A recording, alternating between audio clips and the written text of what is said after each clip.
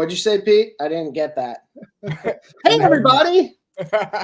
This is Matt from Shadow Moses 112. As you can see, we have a special guest tonight, Mr. Rocco the Great, aka the Toy Ducky, as I've seen him introduce himself before. I'm here with Pete and Rocco. For those who don't know, this is basically a weekly podcast where we talk about toys, figure releases, figure announcements, things that we might have recently bought, because sometimes people are on the fence. And actually, there's something that I want to go into because I saw Rocco posted a review about it.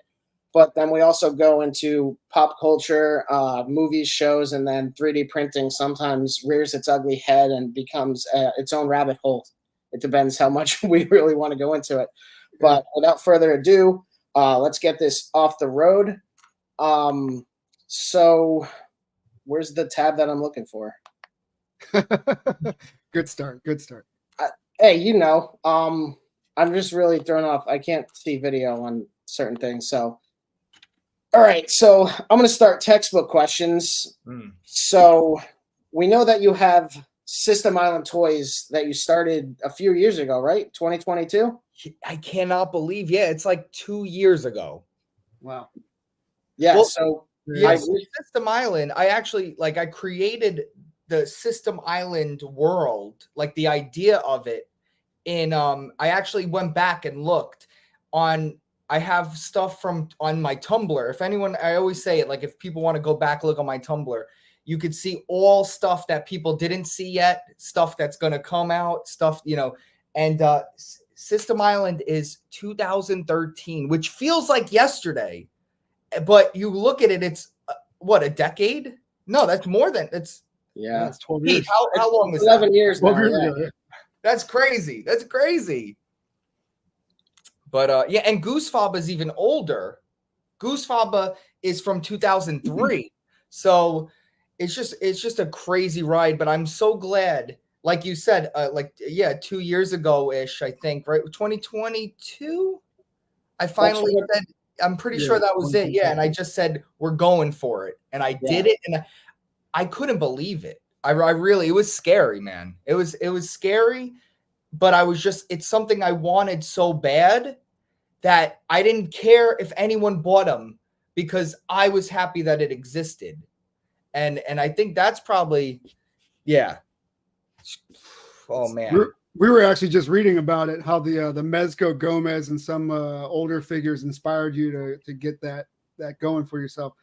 What was the basis of you starting that? Like what really set it off? Was it I know you're looking at a blank buck, but were you like, what was the final explosion that said, this is it, this is what I'm going to do, I'm going to put Goose Faba into a figure form? So, and I'm glad, because I was thinking, I made that post recently because it all hit me, because things kind of snowball, right? Oh, yeah, so definitely. I always wanted to make a toy, but it's not easy. It's not cheap. And I forgot I have a shelf outside, and sitting on it forever was like a 1/6 scale doll, like a naked blank body, like the ones you would get the Army Men figures. And I just, out of Sculpey clay, made a Goose Faba helmet on it. And that was around for years. Like that thing was sitting there, just something. I didn't even think that I could make that.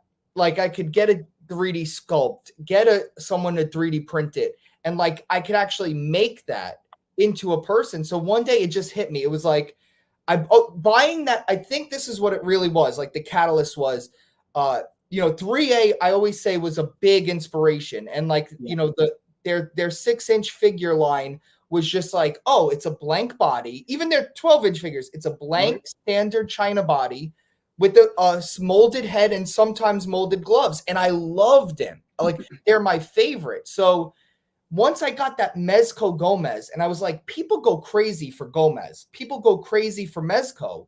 And I got that holiday Gomez, and I said, this is a blank body with a roach head and just normal clothes on it. And I loved it. I thought it was so fun and cool. So I said, I don't care. We're doing it. I'm going for it. I found a bunch of different bodies. Obviously the cheaper bodies would have made me more profit, but I picked Not a Man. They are the best quality bodies. They're basically Mezco. It's basically Mezco quality. And I found those bodies, and it was just boom, boom, boom, boom. And it went on from there. So it really, like, it was 3A kind of started it, made that image go like, I could do this. And then the Mezco was like, oh, let's do it. It's there. So it's funny because before, when Pete and I were just talking about that early history, when he mentioned 3A, I was like, I remember them. And I never realized that they were like a joint effort, because I always used to confuse them with 3-0, because I have 3-0 things and I love 3-0, but 3A, I was like, I got some figures that I wasn't quite sold on, and I was still really new to collecting or hoarding. And I was like, I don't know, but I don't think that they were really putting out figures that interested me in general. So it kind of helped me focus a bit. So 3A, I remember this when 3A came out. It got a lot of pushback because that's when I was on Facebook. Like in the 2012-ish, I was on Facebook and I was like doing my art stuff, but toys were a hobby, and I would hop on groups, like different types of groups, and nobody liked 3A. Everyone hated on dolls with clothes. They're Barbie dolls. Everyone hated, and even people don't know this. Mezco, when Mezco 1/12 scale came out, you could get them on Amazon for $10, $12, $20 because nobody liked that line in the beginning. So they were doing like graffiti vapor stuff, right? No. It was Daredevil, and like the Punisher, and like those early Mezco 1/12. Yeah. Nobody liked them. They were like, the Marvel Legends are perfect. Though, who wants clothes with Barbies? I remember the hate for clothed figures, and I loved them. And I was always like, the art, the more artsy stuff, nobody liked back in the day. And I mean, still 3A people, it's not really popular. People don't like, the people who love it, but it's not for everybody, Yeah. And man, I still go back and look at old 3A stuff, and because the Underverse, he made a new company. So like you were saying, 3A is Ashley Wood and 3-0. They made together, 3-0 and Ashley Wood 3A. And he just ran it into the ground. He's an artist. Artists are crazy. So they were missing deadlines. They were taking the Lastronaut figure, one of this really figure that everyone wanted. I pre-ordered it too. I was waiting. I think it took like 4 years or 5 years to come out or something. It was ridiculous. And they just kept, their drops got worse and worse and worse. And so people really gave up on it to where Ashley had to go on his own and make Underverse. And I am still not sold on Underverse. There's not one figure that jumped out at me because they're doing more realistic figures when I loved the cartoony look of 3A, where I still go back and buy 3A now. So that's where I'm at with that. You know what's funny? I remember my first clothed figure. Do you guys remember yours? Mine was the Mezco Doctor Strange, and that's what switched me over. I was about to say, you used to have so much hate when I was first testing the waters with Mezco. You were like, say hate. I would say hesitation. I didn't know about this. And yeah, you son of a bitch. Why are we a son of a bitch, man? My mom's offended. Well, the 1/12 scale clothing was really goofy for a while. Like it was hard to get down. Oh yeah. And Mezco, I feel Mezco and GPS Lot and all these Chinese sellers, they really got good at it's funny because right now this room is I'm currently working on the next drop as we speak. My sewing machine is right here. Look, I got my sewing machine. I need one. And I'm currently sewing up pants. But awesome. Yeah, this room used to be colorful, have a bunch of detolfs. I got rid of a bunch of stuff because we're redoing it. Because once I had a kid, my life went into the beautiful disarray and organization at the same. It kicked my butt to start getting my stuff together. So a lot of things got mixed around. I'm still working on. I apologize. Especially when I go on other people's streams, I want to present a good thing, and this does not look good. It looks like I'm in an insane asylum. Look at our background. We're not any better right now. You got your logo back there at least, Pete. And on my shirt. You can't even see it. Hold on, I got your. it's so funny. I was going through stuff, and I got your Shadow Moses sticker right over here. Where is it? I just had it because I've been cleaning a bunch of stuff, and I don't know about you guys. I can't put stickers on stuff. I collect them and I keep them. I can't put a sticker on something. I don't know. It's just something in me. So the sticker.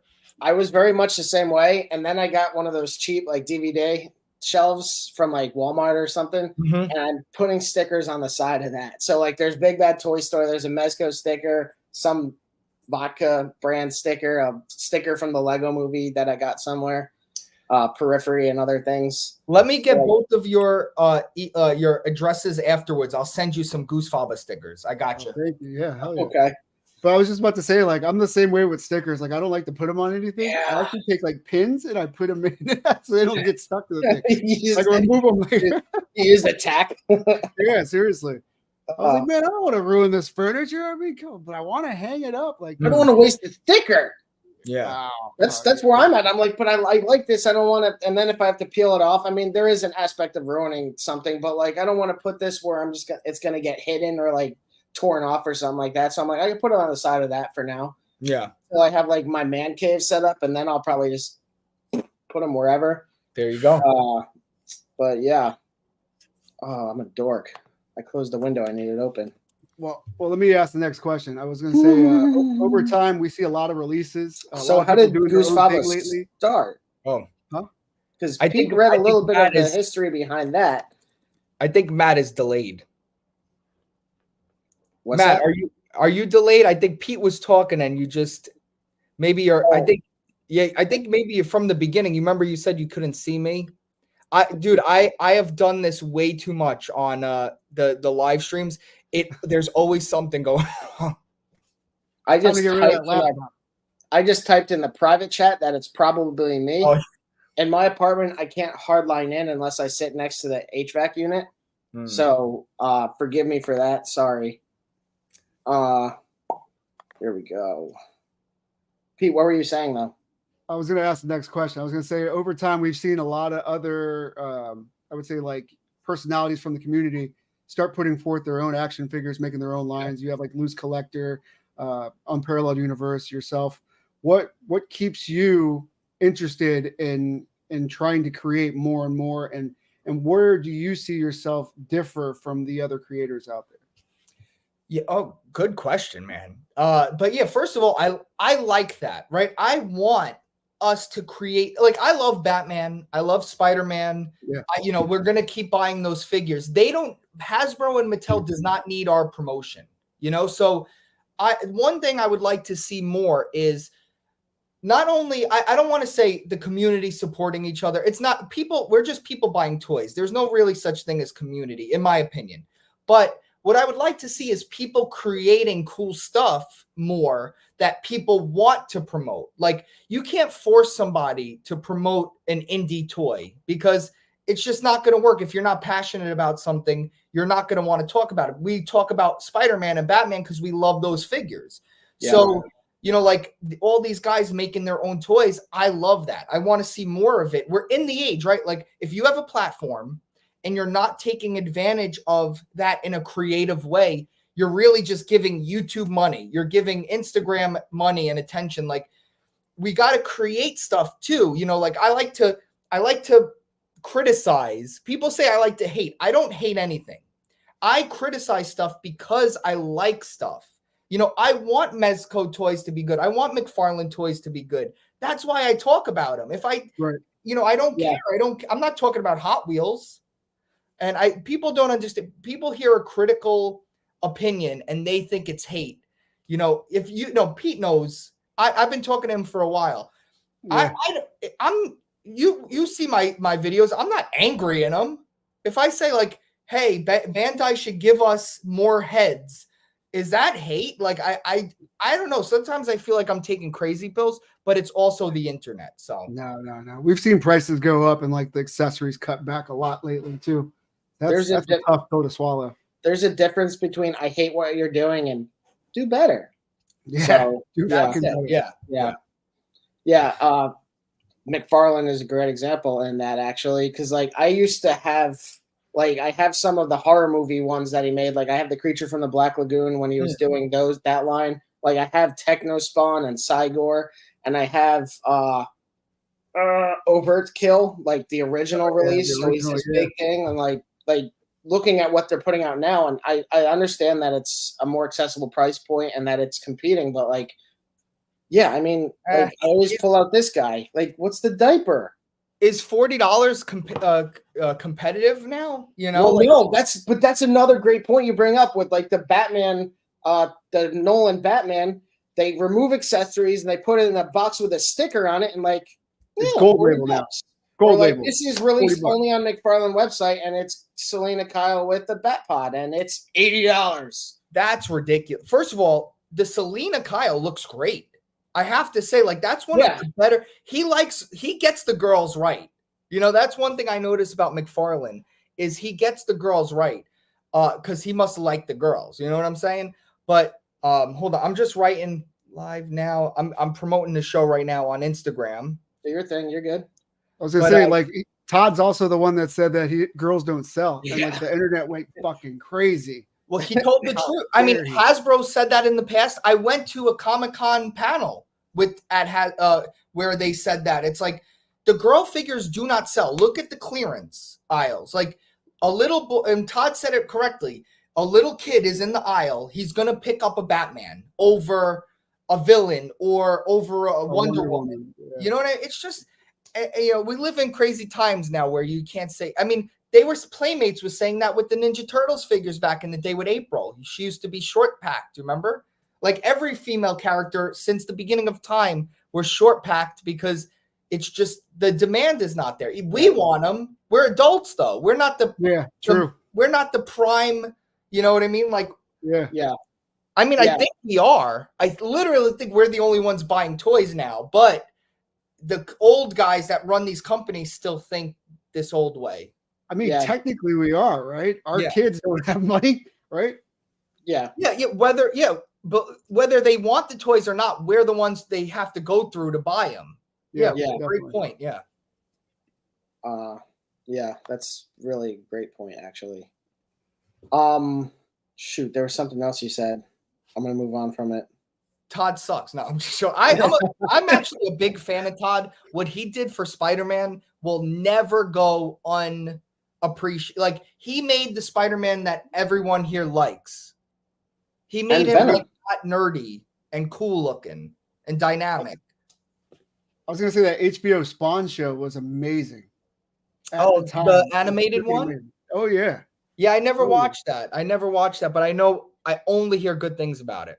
Yeah, it's graphic. The artwork was great. Mm-hmm. I mean, I must have been a teenager at the time, but it was still like, to me, it was cutting edge. This is crazy. It's like, you've never seen anything like an adult comic on TV like that before.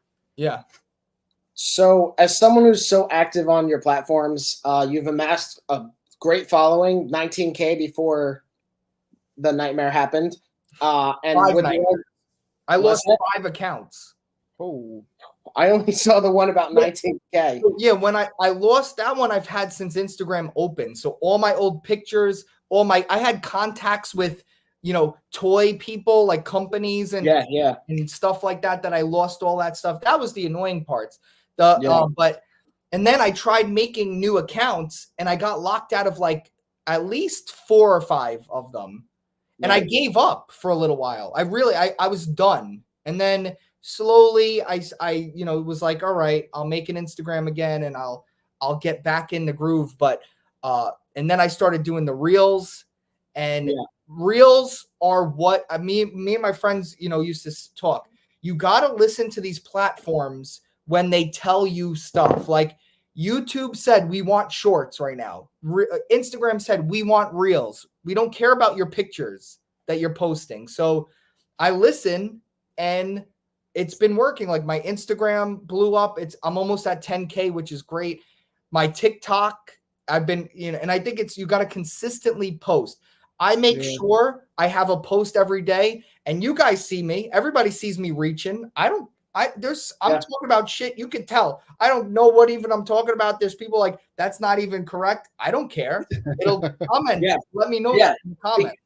I mean, you're out there trying, and like, even if you're wrong, okay, tell me what's wrong with it. Let's have a conversation about it. Like that engagement is what really does it. When Well, I you're was gonna say wrong, that's interesting because like even if he's wrong, that engagement is boosting up his stardom. So like he's getting more views on that, more Yeah. interaction, more that's great. and I learned that from TikTok. Like the creators on TikTok spell stuff wrong, say things wrong, say the wrong thing. Like I said, one of my biggest McFarlane videos, I said Batman Forever figures for Batman and Robin, and I just knew. Sometimes I have to like hold in smiles because I don't think people take the internet so seriously.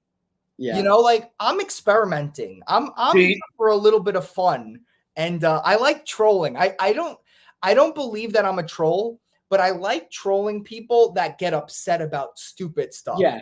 If that makes you just cast that little bait in, and you're like, yeah, I got you. I like dating people. I don't. It's just don't take stuff so serious, like in life or especially toys. Yeah, that's a great point. Yeah. I know that sometimes I do get I'll read into comments and someone's like doing something completely inaccurate because like, and then on Instagram I'm just like, all right, I didn't put that down for a minute because I'm just like ready to lose my shit. Yeah, like I have to remind myself, like when I see cringe, like I don't watch toy stuff. Like I have like I like house stuff. I like antique things. So I watch like other types of things. Like if you want to know who I am, I have a personal Instagram account, and that's me. Like I post the stuff I like, the people I follow. You could go look. That's because I'm in the toys, right? So I'm creating toy content every day, and then I switch off. Like I have enough. I don't want to live in it. It's not fun for me because I'm in it so much. I need like that's a great point too. Is like it's essentially another part of work-life balance. It's my job. Like I'm a YouTuber full time, and it's not even my full-time job. So YouTube is a over full-time job.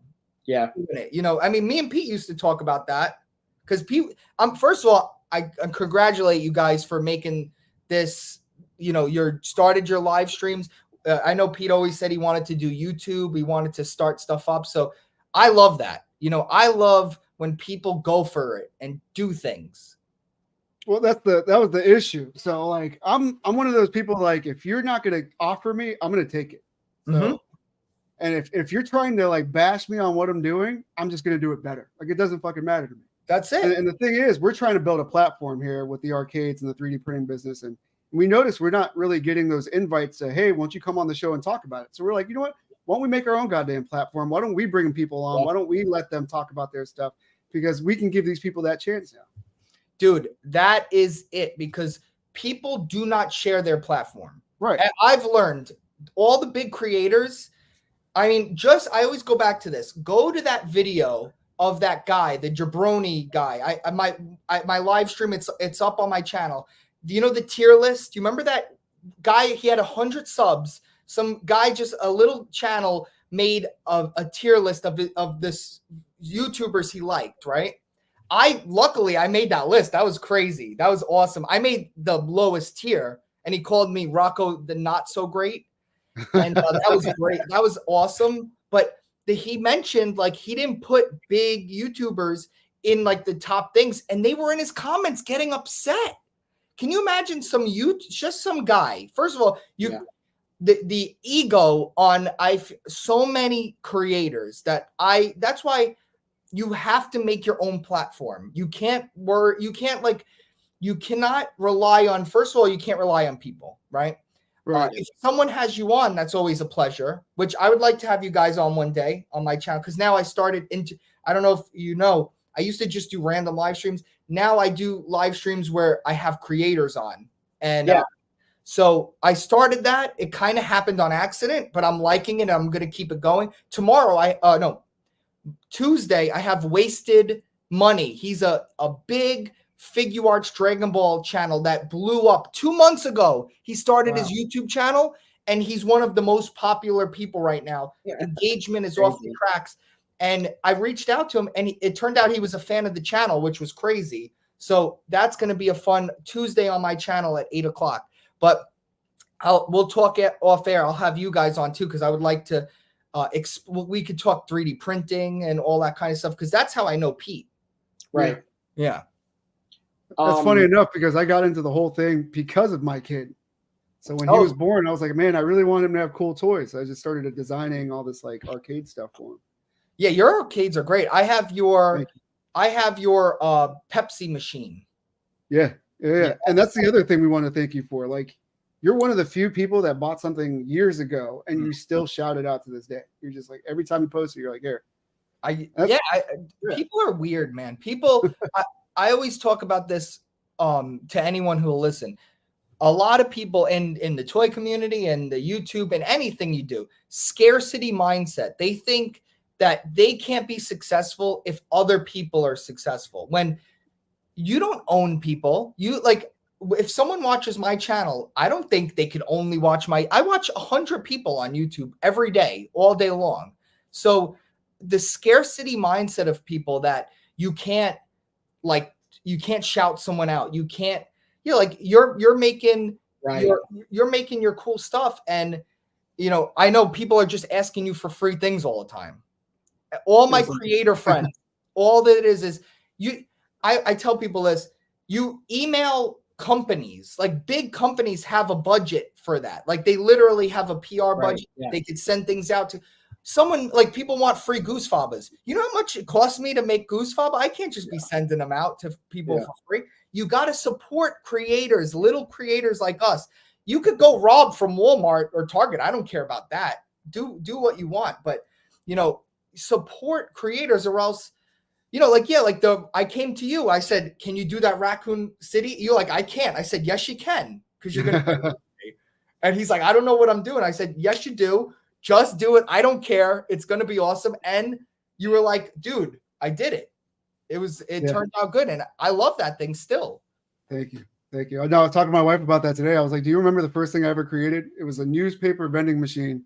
The door didn't open. It was just a basic box with like a recessed window. And I was like, I could probably do that model in 5 minutes now. And that shit took me 2 days when I first started out. It's wild. You just got to start. We're creating like driving arcades now. We're working on dioramas soon. So we've been teasing that lately. So good for trying you. To branch out. Yep, thank you. Yeah. Yes, other projects that we're working on too, and we'll never discuss. Do reels every day. Post 2 reels of your things. Yeah, I think that's the other issue. So I've been doing a lot of stories. I should probably just get away from the stories. Stories are good too, but you got to do. Listen, I'm learning from other like the toy community has there's a small ceiling. There's no growth. We don't have influencers. We don't have Hasbro doesn't sponsor people because they know we do it for free. It's the only. I think I was talking to. Who was I talking to about this? Someone. I was talking to another YouTuber, and it's like any other niche, like clothing or, whatever. There's brand deals. We have nothing. And the not only that is the toy community takes advantage of the creators, we get nothing. There's no one like Shartimus Prime. I always talk about it. He's like one of the biggest YouTube channels. Yeah. He's not getting paid by Hasbro or anything. Maybe they'll throw him some free stuff, but we should be getting paid for promotion. But it doesn't work like that in our niche. So you got to work extra hard and you got to freaking grind. But back to my original thought is I look at what my wife watches, right? Like all the girl influencers, like what do? You got to talk to people in the stories and update. Like you could be doing updates on every machine. I'm working on this new thing right now. The door, talk about the problems, right? Like I'm trying to do that with my new drop with I've been giving people updates on my System Island page. I'm like, well, I'm doing this. I'm working on I painted the heads yesterday. I primed them. So I think it's more of just connecting with people, getting it out there. And but the reels every day, reels 1 or 2, and your stories. The posts, it sucks, but no one cares about posts, I guess. Oh, I know that. I just posted some pictures of a model kit I put together the other day, and my one friend liked it, and it was definitely like, oh, Matt posted something. I don't even see people's. I don't see people's actual posts. Do you ever check your wall feed? I don't on Instagram anymore. I look at stories and my explore page. That's it. Yeah, mostly I just use the explore page, and mostly it's cats. Cats and Halo lately. I need that little bit of dopamine at work when it's like getting soul crushed. I was gonna say I look at posts because usually it's the like the third-party companies that start my list, and then it goes into like the photographers that I like a lot. Like Warrior Evans is one of my favorites, and his stuff always pops up first. So I really enjoy getting inspiration from other people's pictures, and that helps me like look at their picture, and I'll be like, all right, well, what if they had like this prop in the background? And like I'll start thinking about how I can be part of that picture in the future. Yeah, that's good. Yeah. Do a short about that. I should, right? Where do I get my inspiration for 3D printing? Boom. Now, like I wanted to, that's something I didn't know about you, and now I do. That's really interesting. Yeah, we grab inspiration from everywhere. So we got the Swedish Chef kitchen recently. Oh, I was like, man, the isn't that- Palisades isn't it's it a really fun? good kitchen. yeah, I have 2 of them. That's a flex. Nice. That is a flex. They're like $100 a piece now, right? More than They that. were, when I bought them, they were around 200. I didn't pay that, but they're actually going pretty low. Like they were 200 for a long time. So you know what it is? Some toy photographer has to make it hype for a little while. They have to do like a really good picture, or someone has to use it in a YouTube video, and then it'll go up. And That's wild that you said that, because what made me have the FOMO about it was a Warrior Evans photo, and he had the 2 NECA brick walls, and he had the Swedish Chef kitchen in the background. He had a couch dividing so you couldn't see the seam of where the wall ends. oh, that's hot. Yeah, He had Spider-Gwen sitting on the couch watching TV. I was like, that's a really creative shot how he set that up. it's so And it cozy. looked like a full apartment. Yeah. Yeah, it's such a cozy. I love that set just looking at it. Like it's like Yeah. you want your kitchen to look like that. Do you have the Matrix set? The stairs? No. But I see you use that a lot. Like the palace looking stairs. Yeah, It looks yeah. like a mansion a little bit. Yeah, that one's cool. That's like an easy flea market find. You just got to be out there. Yeah. For the longest time, I was looking for that Morpheus chair. And then I found something like it because they wanted like what, $100 for that Morpheus chair I at one want point? that chair or the Green Goblin chair. They're both like $60. It's crazy. Hey, Yeah, no 3D way. print the chair. Yeah. I could do that now. I couldn't do it when I first started. I was thinking about it, you know? It just took time to build up that talent a little bit to figure out how things work. I think that's one of the biggest things that we're constantly either realizing or coming up against is how far we've grown as designers versus where we want to be as designers. Yeah. Because obviously there's limitations of software, and then like I use Blender, but Blender isn't great for sculpting. No, it's hard. So I need to learn ZBrush, but ZBrush is like comparing Access 97 to Excel, and they're so different. Everything is hard. Yeah. And you still got to do it. Yeah, that's how I live. Like having a child, it's the best thing I ever did, and it's the hardest thing I ever did. You know, and that's just how everything is hard, but you still got to do it. Yeah. That's where I shut down. Couldn't have said better. And also, something. Hold on, real quick, to touch on top of that. I have like one of my philosophies is nothing matters, but it still matters that you do it. Nothing we do will ever matter. Nothing anyone ever does matters, but it still matters that you do it. Yeah. Yeah. On the grand scheme, yeah. But for you to be able to look back and said, I did that. I pushed myself through that challenge. I accomplished that. Or even if you don't accomplish it, you learn from it. Because Because you tried it. I know people who have started LLCs and their own things in the past and they fall, but like it's part of it is the ride. If it works, that's great. But like if it doesn't, get up. Keep going. And things don't last forever. I had a clothing brand for like a decade, and it was really successful and it was popular. And then one day I just didn't want to do it anymore. And it's like, and then I did other things, and you never know what you're going to do. Yeah. You know, and that should be freeing. You know, the thing you're doing right now, whether you love it or hate it, it's probably not what you're going to be doing in a few years. So, Right. you know, don't stress too much on it. I think that's also a great point. And because we have so much in our heads planned on like where we want our lives to go, but something can come out of left field and like it opens up a whole avenue that you've never even considered. And you're like, I could still live in that. I could still live in that. Will do that too.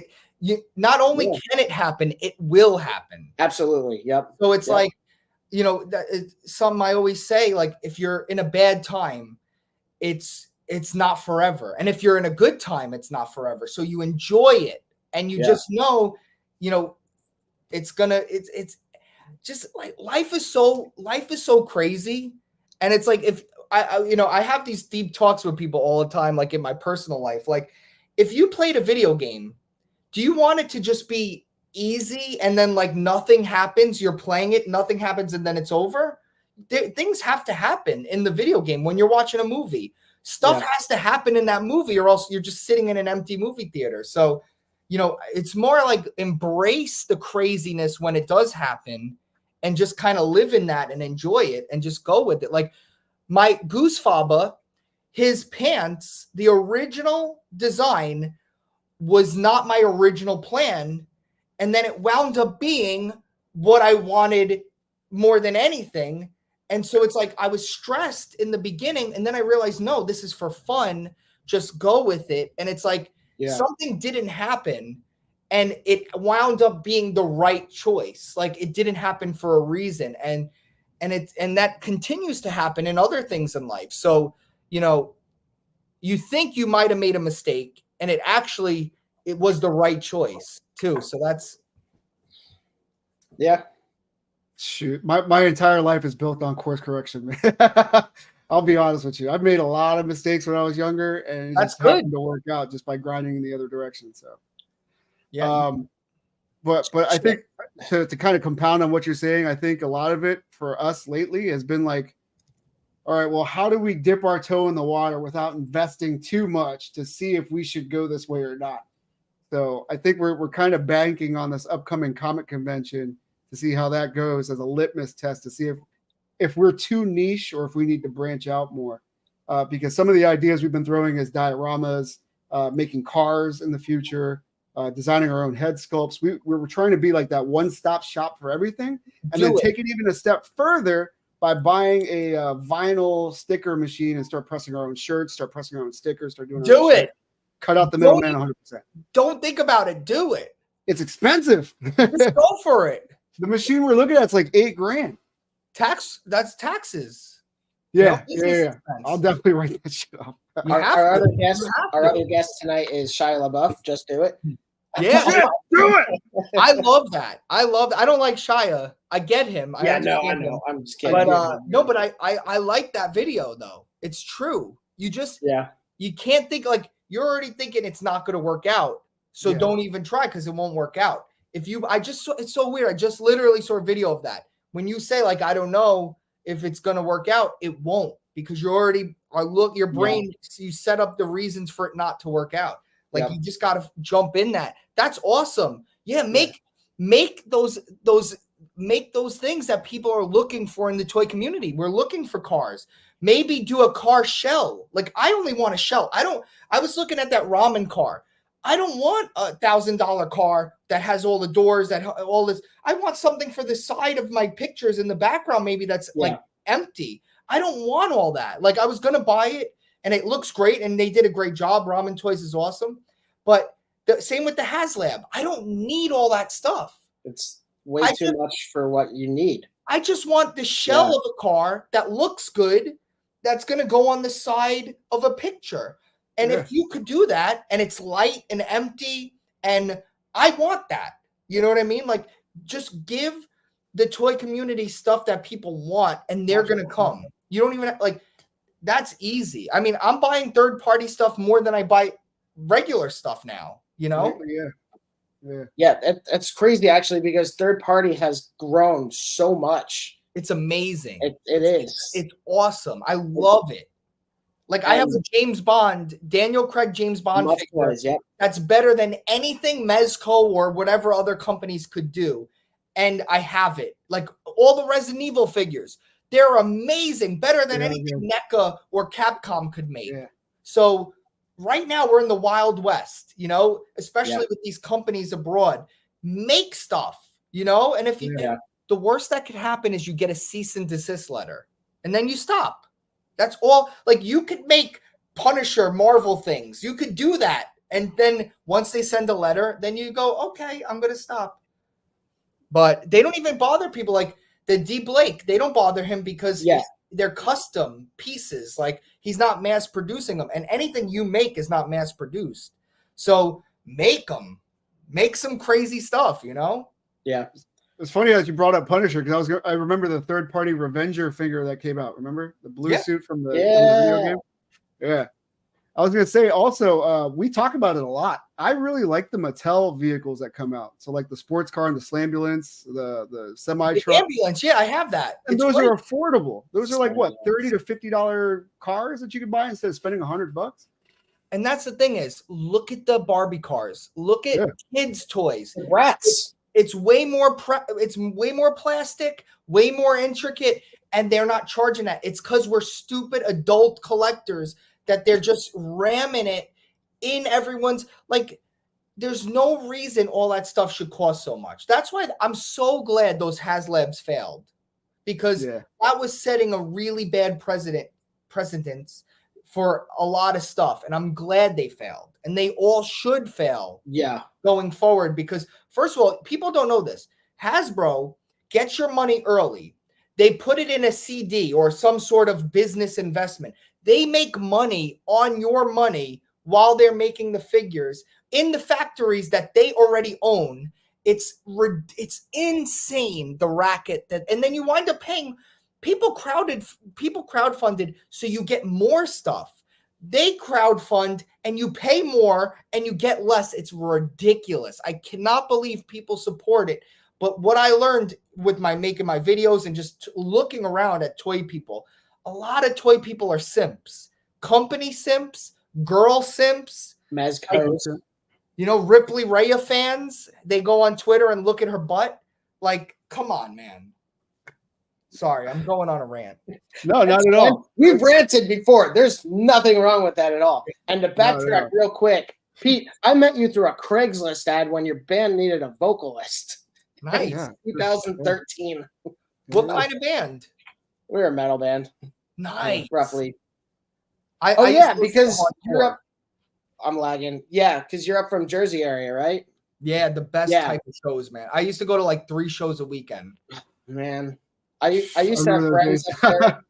I used to have friends up there. Well, I still know, like, if you've ever heard Julius Caesar or I know like the Banner. Like I'm into hardcore and shit like that. I don't know any bands anymore. I literally I'm like an old guy. I listen to Frank Sinatra and Italian music, and I sit in my backyard and I just relax. That's who I am now. But you would catch me at slam. My dad used to call it slam dancing. Right, yeah. But moshing. I broke my nose. I got kicked when I was like 16. I got kicked in the face at a Hatebreed show. No, not Hatebreed. First Blood. The guy that was in Hatebreed made his own band. Yeah. And, an adult. I was 16. An adult. I still remember some bald guy with camo shorts kicked me in the face. You know, we were in the pit. Yeah, no, I know. And it wasn't like a personal attack. Like, when they go out and hit the crowd. I was in the mix, man. I was in there. I got it.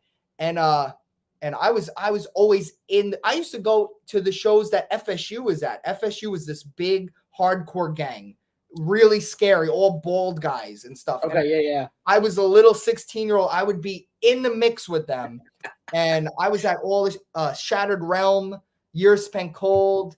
I saw what is it? Oh my God, what is their band? Waken the Cadaver. That was one of the. Oh shit. Yeah, I was at a birthday show for Waken the Cadaver. It was crazy. Yeah, I was at I don't remember. It was Will Kilmore. It was some smaller band up by Clifton area, and I was in the pit, and I got kicked in the side. And I was like 25. I got kicked in the side so hard. I was like, I have to sit out. I can't do this. Like I just, I can't even imagine going to a concert now. Well, like you'll never find me at a concert. It depends on the band. I still go to shows. I'm going to 3 shows in the next month, and I can't wait. But like, there are bands out there like Knocked Loose where the pits are just fucking insane. Like people leave because they're bleeding. Yeah. Like people who are just athletic as hell when they're like, we have 4 more songs, and they're like, fuck. When you're done, and if anyone's watching this in the future, they stumble across, look up Years Spent Cold, like from 2006 live shows. They literally, the merch tables were like thrown through the walls. It was crazy. Those shows, like, it was not safe. But you know, when you're young and dumb, yeah, I loved it at the time. Now I'm like, oh my god, why are people so angry? It's like when I'm driving at night, I'm like, how did I do this before? Yeah. Like, you know what it was? I was angry and young, and it was great. Hardcore was great outlet from when you're angry. I'm so happy and thankful now. I couldn't even listen to it if I can't be angry. Well, that's also a funny thing because like Between the Bird and Me has been around for 20 years, and on one of the albums they put out like 5 years ago, and like he's commenting on it's like I find it because he's in his 40s and he has kids and everything, and like he's like I find it harder to find things to be angry about to really make that kind of music, and I'm just like I'll always find the anger, man. You'll get out of that. I was there. Hopefully you'll get out of that if you work at it, because the anger goes away. You find that clearness. I'm telling you, I was there, man. I was dark when I was younger, and I can't believe. You know what it is too? Maybe I'm so happy and thankful now because I could never imagine I would make it here. I never thought I would make it here. So, you know, like I get to open toys. You know, I get to go to flea markets. I get literally brands that I like send me stuff for free. You know, they should be paying for my promotion, but it's still really cool. Like, so I think what, you know, in life in general is get your life to a point where it's like every day is amazing, even when it's not, even when there's no reason for it to be amazing. Like you're just stoked on living, and that's where I'm at right now. The positivity is killing me right now. That's way too optimistic. I'm gonna fucking get mad at stuff because that's way too optimistic for me. I hope you guys find your Frank Sinatra in the backyard. No, I'm kidding. No. If anything, metal puts me at peace. It's angry music that helps me like vent it out. Like when I'm at a show and I see everybody raging, I'm like, fuck yeah. No, it's needed. It's needed. Yeah. I always say, like with the kids, I noticed like we went through a time where the younger generation, there was like rock music kind of went away. And I'm noticing it coming back a little bit more. Like the scene is gone. The scene used to be awesome. Yeah. And I just feel like, get what you're saying. Yeah. Yeah, like the scene was there and it was like really cool. And young kids need an outlet for the anger, for the, you know, whatever. Yeah. It's like you can't. Will we ever get a what the fuck is up Denny's ever again? That's all I want to know. I mean, look at Warped Tour. Warped Tour is gone. That should tell you everything. Things like that. Yeah, like those big statements. Like Warped Tour was my youth. I would look forward to going there every year, all that stuff. And it's like Warped Tour being gone just shows you like where's rock music right now. Yeah. Did you see how much they were charging for tickets for the When We Were Young tour? Nah, that's a grift. Yeah, no. Yeah, that was. Well, that's like Furnace Fest that like has a million bands there. Yeah, but like, come on. They're trying to ride on that piggyback of Warped Tour and its success, but like where everything's this corporate. Everything's out of reach, it seems, right? It's very bleak time we're in where it's like people are hurting and it's like it's scary. Like people are scared. Everything costs a lot of money. And I think people I really don't understand how me calling out toy companies for just really taking advantage when there's like, you know, you could understand prices raising right over time. Oh, yeah. But charging $10, $20 extra, like McFarlane's doing, to put a sticker on a thing of a mold. He's got the molds already for this stuff. He's gonna re-release them, and it's just and now we're getting digital build-to-figures, and you're paying for it though. It's not. I didn't realize that until I was looking through some of your videos, and I was like, it hit me, and I was People like, don't wait a understand minute. that. They don't know what I'm talking about. And We it's tried like to do the spending NFT money- shit there. Yeah. Spending money to get an NFT that you assemble, Yeah. like, get out of here. no. That's that's And then you have to build the digital piece. It's not even a real. It's so crazy.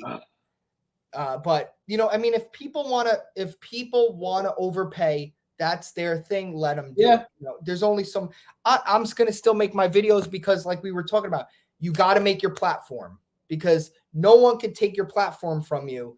They could disagree with you in my comments, and it's only gonna help. But that's why everyone needs their platform because you could leave comments on things, but you're not really making a difference. Yeah. People can choose to not watch if they don't want to. Yeah. Yeah. So we went so far down the rabbit hole, which is fantastic. I love talking about this stuff. But to try to course correct a little bit, I was going to ask you, how do you stay motivated? I know you talked about like you'll plug in for the day for your toy stuff, and then you'll pull back, and you're just like, all right, I'm done for the day. I think that's motivated? important. Like, so once I had my kid, I have a schedule now, right? So like he needs to eat. When he goes to bed, I have an hour, right? So what do I do in that hour? I started working out. That's great. Like I started working out when I have a kid. I didn't work out when I had no kid. I had all the time in the world. So now I'm on a schedule. So I'm like, okay, boom, I got to edit my video now. Like he's going to wake up. I got my video. Let's edit that, get that out. And I think it's just what I do is I don't overthink. When I do overthink, if I start catching myself, like I said, I just switch off. So I think it's important to have something that's not related at all. Like I love, like I was saying, my other Instagram at a certain time of the day, I just switch Instagrams and I don't go back and I don't look at my toy Instagram until the next day and when I'm ready to post. Yeah. So it's like having that, taking yourself out. Like if you don't feel inspired, I took a break with System Island Toys because I had no time and I wasn't inspired for a second. I had no ideas. So I'm not going to force it because this is all for like System Island Toys is for fun. So I have ideas now. I have a direction I want to go. So now I've been back in the studio, back at it. So I think it's learning to take breaks when you're ready to take a break, but also bursting through that when you feel like you have a block, you just do it anyway.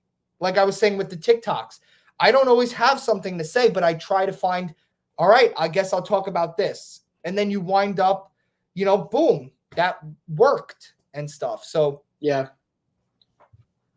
I didn't realize that you do the clothes yourself. Is that? Yeah. Well, so I source everything I can, right? So I'll source the bodies, I'll source some shirts, but then I also make some stuff. So whether I make it by full hand or I altercate it. So I just look for the Chinese sellers, the Chinese companies. I'm on Alibaba, whatever those things are. And I talk to the brands. I go like, what do you have? What could you make? And just, it's stuff like that. But I like to, if I don't make it, I like to at least altercate it in some way. I like the shirts, I press them myself. My wife has the Cricut. So I make, we make the vinyl, all that stuff. And so like the little details are important because when people, thank God, every person that got a Goose Faba, Fat Cap Joe, System Island Toys, they were always happy with it. And, like we were talking about people making their own brands and people making their own toys, $135 is a lot to ask for anybody of an original character. So the fact that people believed in my product, they heard me talk about it, they see I'm passionate about it. And, you could buy a Mezco. You could buy 3 Marvel Legends. You used to be able to buy 17. But, I take people's interest and their time and money very important. So I make sure every time they get a package, I got special tape. I have special stickers. I have magnets. I have pins. Like when people open their box, there's quality in there. Like the bodies, the highest quality. I could have, I tried in the beginning. I tried a bunch of different bodies. There was ones that were so much cheaper, and it was just like garbage. Like, I'm not putting this out because this is the System Island Toys is 100% hobby for fun. There's not even a lot of profit being made with. I try to make a profit on every time. Never listen to people that go, I just want to do it. You should. Oh, my dad told me this. If you do a job, you should be paid for it, right? I don't like when people go, I just want to help the children. No, listen, we all want to help the children, but you got to get paid. It's just the way it is. Altruism looks good on paper, but it's not realistic. So I always try to make sure there's a profit there, or else it can't keep going. Yeah. So make the profit, make sure you got all the best products, because then look at the people who supported, they came back for the other figures, the other drops. So that's very important. Like when you make something, when the person gets it, if it's not quality, guess what? They're gone. They're never coming back. And it's like, why did I talk to you? And I used you with other stuff too. You made the spray cans, right? Yep, sure did. Yeah, and I wouldn't have came back if they weren't good, right? I came back twice with the spray cans. I wouldn't have came back from the Resident Evil sign if I didn't think it was good. So I'm always looking to work with people in the community, put money back into the community, and I think that's important. And because we all grow together, and everything gets better. Like I want Shadow Moses 112 to be better so I could get cool stuff from you in the future. So make cool stuff. People will come back, and don't do something. If you're creating something that's beautiful, the world has enough garbage. The world has enough filth and ugliness. Make something beautiful, make something good into the world, and your soul will feel nice. Yeah, I was seeing that today. I was looking at your System Island Facebook page, and I saw that somebody had bought one of your figures and then created their own custom high cycle to go with the figure. Yeah, how awesome or fulfilling does that feel for you to watch somebody else create something to go with a figure you created 20 years ago? People are, and that's the amazing part is people are creating, like Chooch made me life-size Goose Faba helmets. First of all, he made a Shadow Goose. He made one for himself. Chooch was Goose Faba for Halloween. Can you imagine you make a creation and he got the whole outfit, and he was Goose Faba for Halloween. Yeah. I have a life-size mannequin with my character in it. That's sick. You got to just create things. He made a diorama, and in the world, like people have System Island dioramas, and what the coolest part is, they ask me questions like, is this System Island? Is this System Island? And like Gazda, the guy who made the high cycle, he was asking me like, is this good? What should I do? Like I literally taught, so it's approved in world of System Island, and right. That's amazing. Like I created a space, and people now play in that space, and that's like anytime I log into Instagram, I hope I get tagged in someone doing System Island toy photography. Like that's what I don't care about comments. I don't care about followers. I don't care about clout. Did I get tagged in someone doing toy photography of my guys? Yes. Did a fan art? Did someone draw him? Like I have fan art right here. Hold on.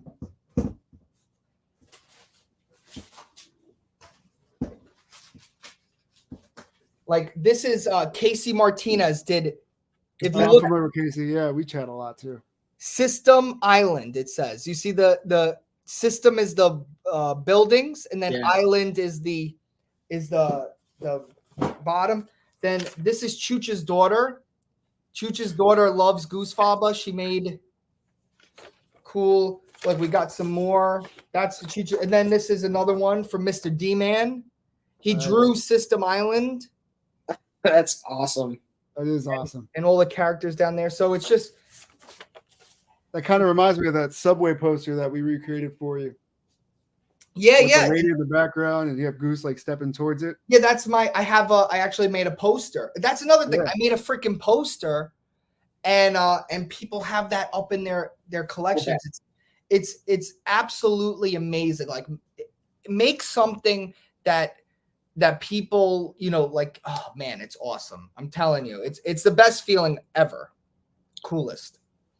That's definitely something that I don't know how much you've thought about it or if we've really even talked about it, Pete, but it's definitely something that has come up before. And I know I've thought about it in the past, was essentially creating that line. Like, and I was talking to Pete, and this might be giving things away, but I was talking to him about like making different arcades in case that cease and desist comes one day, like having our own brand, like having a Shadow Moses arcade. So wait, hold on. Who would it come from?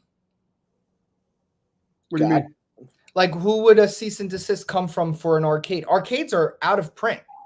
Yeah. Well, I got a cease and desist on Etsy for Etsy, because time. Yeah. Etsy's garbage though. well, we are making the racing arcades, and they have Mario on it, and Nintendo's psychotic. Nintendo's notorious about that stuff, man. But they still have to send it.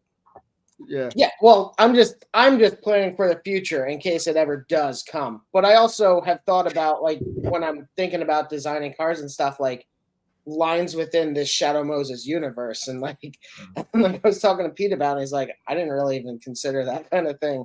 And like, yeah, creating worlds within worlds. You got to do it. Listen, we can make a hover car. Let's do it. I have a hover car design. Let's make it. I was just thinking about that bike. We could 3D scan that bike in and then just literally print it out. Scanning. 2 halves, put it together. Let's put talk. the scan on the bottom. Let's talk. Scanning. Let's talk. I'm down. I wanna create some cool things like that. And Yeah, you so were we saying can- like an arcade. We can make a System Island arcade. Yeah, we could do that, Absolutely. definitely. Oh, that would be awesome. Yeah. I'm always down to collab. Like I would actually like a cool because I have drinks in the world. Like in the world, I have a drink Nitro. It's basically like coffee Nitro cubes, and maybe we could do like a Nitro cube vending machine. You know, that would look great in the diorama. So I'm willing. I'm always. I talk to people all the time.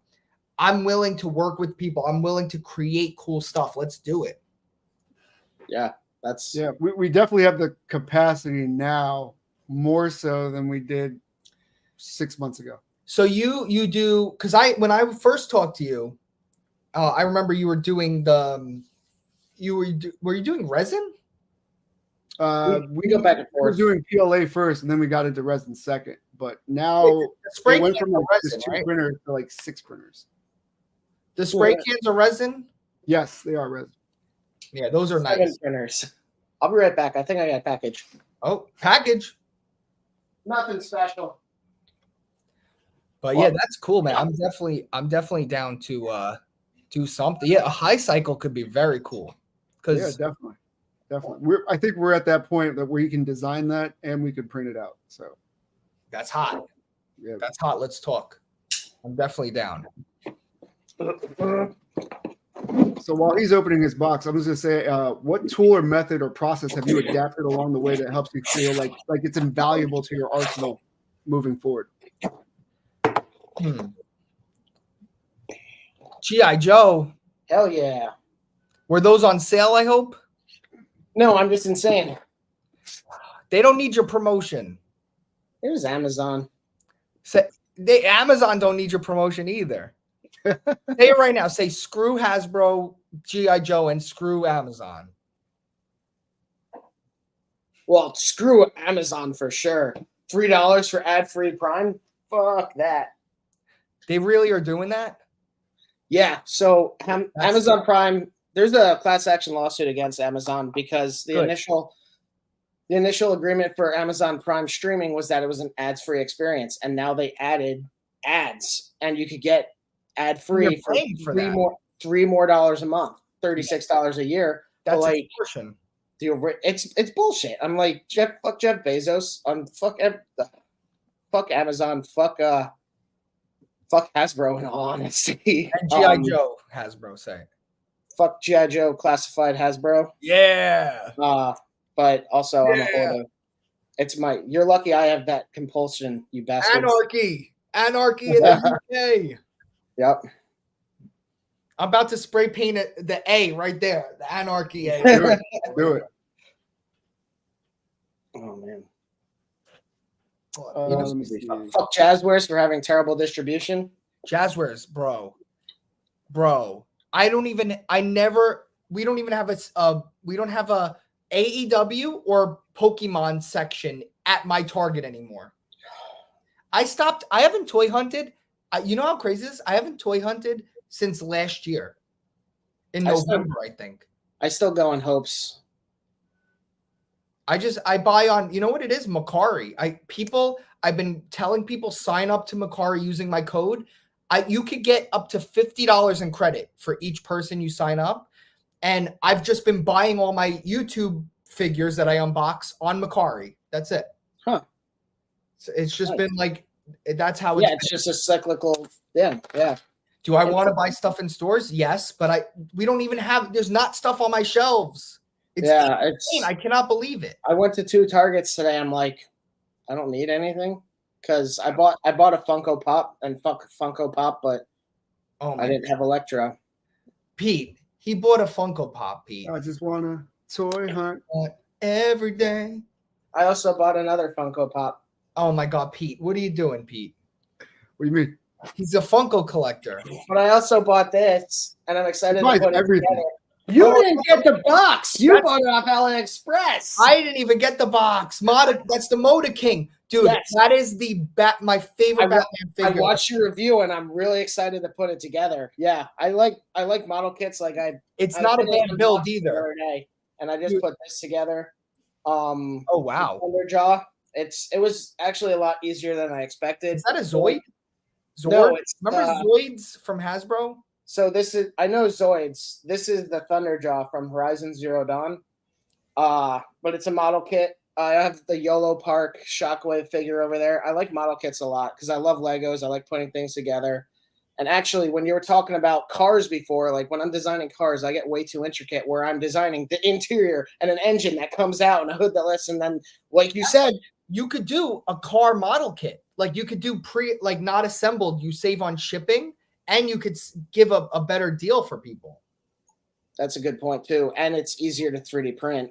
Just include a little piece of paper. Directions. Yeah. Directions. That's all. Yeah. Also, real quick shout out to David Sutherland in the comics. Thanks for coming in. Thanks for showing the respect and love for System Island for life, he says. He's great. That's a channel member of mine. Prove it. Get it tattooed. Yeah. Show your loyalty. Hold on a second. I gotta give my wife something real quick. 5 seconds. Yeah, go for it. I am not gay. I don't know the fucking words to that. I really like Amazon because they usually send the stuff out cheaper. You don't have to pay for the shipping, and usually if the price drops for you. So like if it's 25 MSRP, they'll drop it like 23 or something like that. So he just said he loved Amazon. It's true. I heard the whole thing. Damn it. It's all right. That's where I ordered my 3D printer from. Fuck yeah, nice. I don't have that one. The James Bond one, I had to pick it up. I'm not really a Lego guy. I love them. Because you know what it is? I like Lego. I like the idea of them. I like them in the box. Once I build it, you might as well throw it in the garbage. What do you do with your Lego when you build it? You set up an entire city and have them all out. No. And then have to dust them and take care of them. Do you dust them with the Craggle? The Craggle. The Craggle. No, I don't use the Craggle. Craggle. Yeah, from the Lego movie. Yeah, Lego movie. Will Ferrell's what's Crazy Glue. Yeah. I saw that movie. Whatever. I forget his name. But yeah. The Mono King, I'm excited. I saw that you were talking about. I didn't even realize that they were looking at doing it's a Miles Morales, right? So they're doing. I didn't even know this. They're doing Spider-Gwen, Iron Spider, comment that, yeah, and Miles Morales. Like for those who don't know, like I'd have some of the Star Wars model kits because I like doing them, but they're basically comparable to like a cheaper SHF kind of thing. Like the articulation is pretty good on them. Moda King or those Bandai model kits that they had? So I have Bandai ones, and I'm pretty pleased. Like I have the Mandalorian. Star Wars ones are pretty nice, yeah. And they do with the pre-painted parts. That's all you need. Yes, that's what I actually really like about this one because I have one or two model kit. Like this thing is awesome, but it has stickers, and I'm like, fuck stickers. Bro, I don't want. Same with Lego. I know a lot of the Lego people are mad anymore. Stickers.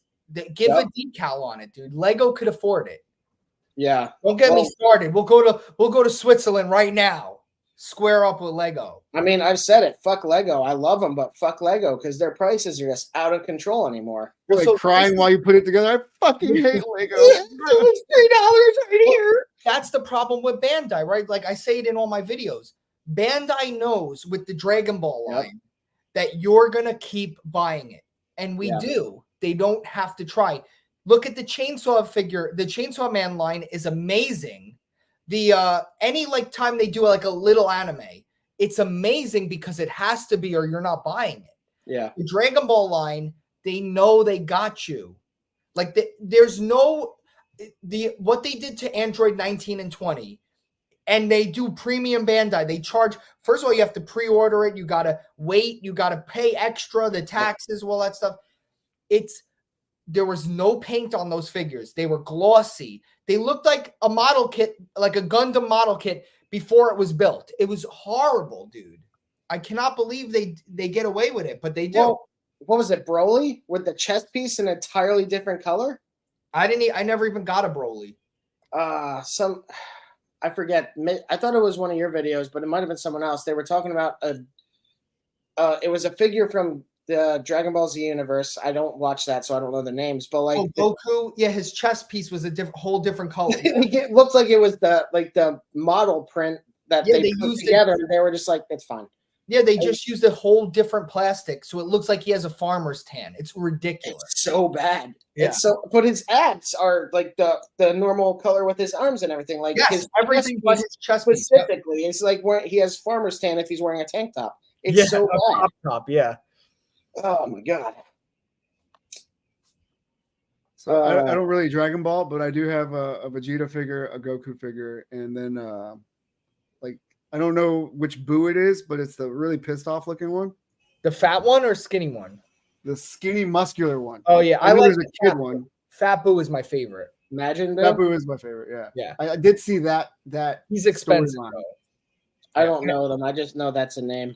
So first of all, if you got into accessories for like, if you can make some like smoke effects for the floor, those are so hot right now. Like I'm looking for like, like the smoke, like when they stand and like the smoke settling, like little ones, make stuff like that, make little packs. Figure Arts has the most Dragon Ball. If you start making accessories for the Dragon Ball line, first of all, you'll get me, but then you will get a whole fandom of people that are used to paying a lot of money that won't be annoying about pricing with you. That if you give them a good thing, they're going to be in it. Like let's freaking go, man. Make some Dragon Ball accessories and you'd be winning right now. I don't know anything about Dragon Ball, so teach me. Maybe I'll tell you a few things that we're looking for, and then you can make them, and then for the I made the smoke effects and I ran them by you, and you were like, they're just off. The tail doesn't look right or something like that. They didn't end up selling well at all. But all they were a 3D copy of the Balrog smoke effect. Mm-hmm. You know what's one that people are looking for? Some anime figure made it, and then someone copied that, but the punching, there's like a punch effect that it looks like the person punched like fast. And that is big. If you could do that, like Luffy, people are using it for. People are using it for like Goku and stuff, but that's a good one too. Probably do a kick one too for Chun-Li. Yeah. Oh, with the new Jada toys. Yep, he's been all over those. Yeah, Jada Toys. They're sold on Jada. They're the toy company to watch. Yeah, it definitely feels like that. We were talking about them a few streams ago with like Chester Cheeto and stuff, and like the Mega Man figures, and they're also a good price point. I pre-ordered that Mega Man. I don't like pre-ordering, but I know I'm not going to find it in the store, so I just pre-ordered that. I need a Mega Man, dude, a Rock Man. Everything I'm like, I am a hoarder. Shit. But I get insane FOMO, so like I just pre-order. I have like 60 things on pre-order right now. That's not good, dude. That's not good for mental health. It's fine. You know what I do is it's how I collect. I could always buy it in the future. You might pay a little bit extra, but if you really need it, because I'm on the down, I'm doing more quality over quantity now. I'm trying to downsize, and like I want all my good stuff to be in my D12s. And if I don't have a space, like when I buy now, I go, where am I putting it? I'll place it somewhere first before I even buy it. Yeah, that makes sense. So it's because how much stuff do we have that is just sitting in a bin? All of it. You know what I mean? It's like, what am I doing with this? Well, I'm in an apartment, so my bin is a storage unit. But once I get a house, so you're literally, you're paying to collect stuff and not play with it. Yep. Yeah. Womp, womp, womp. Listen, you got to get your Frank Sinatra. Go in the backyard. Get a cigar if you do that. I don't smoke, but I would like to smoke a cigar. You go look into hopefully there's trees in your backyard. You're laying on a nice lounge, right? You got a box of Italian cookies from the bakery. You got your Italian playlist playing low in the back. And you're just sitting out there. You're surrounded by your family. If you're not your family, your cats or whatever, Matt. I need a cat. And you're just like, just take it easy. There you go, man. I was just mentally there right there. I just felt that was nice. You took me on vacation with you. I was trying to see where you were at. Yeah, I was. You know what? Let's go even further. I'm on the Italian coast right now. I hear Italian music being played at the piazza over there. I just had some nice pizza.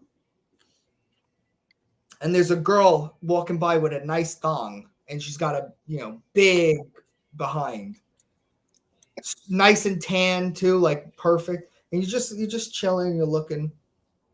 You hear the waves. Kush, kush. Rocco's turned it into an ASMR stream. I was about to say I wish I had a microphone. So I'm like, dude, I was there. That was great. Thank you for that experience.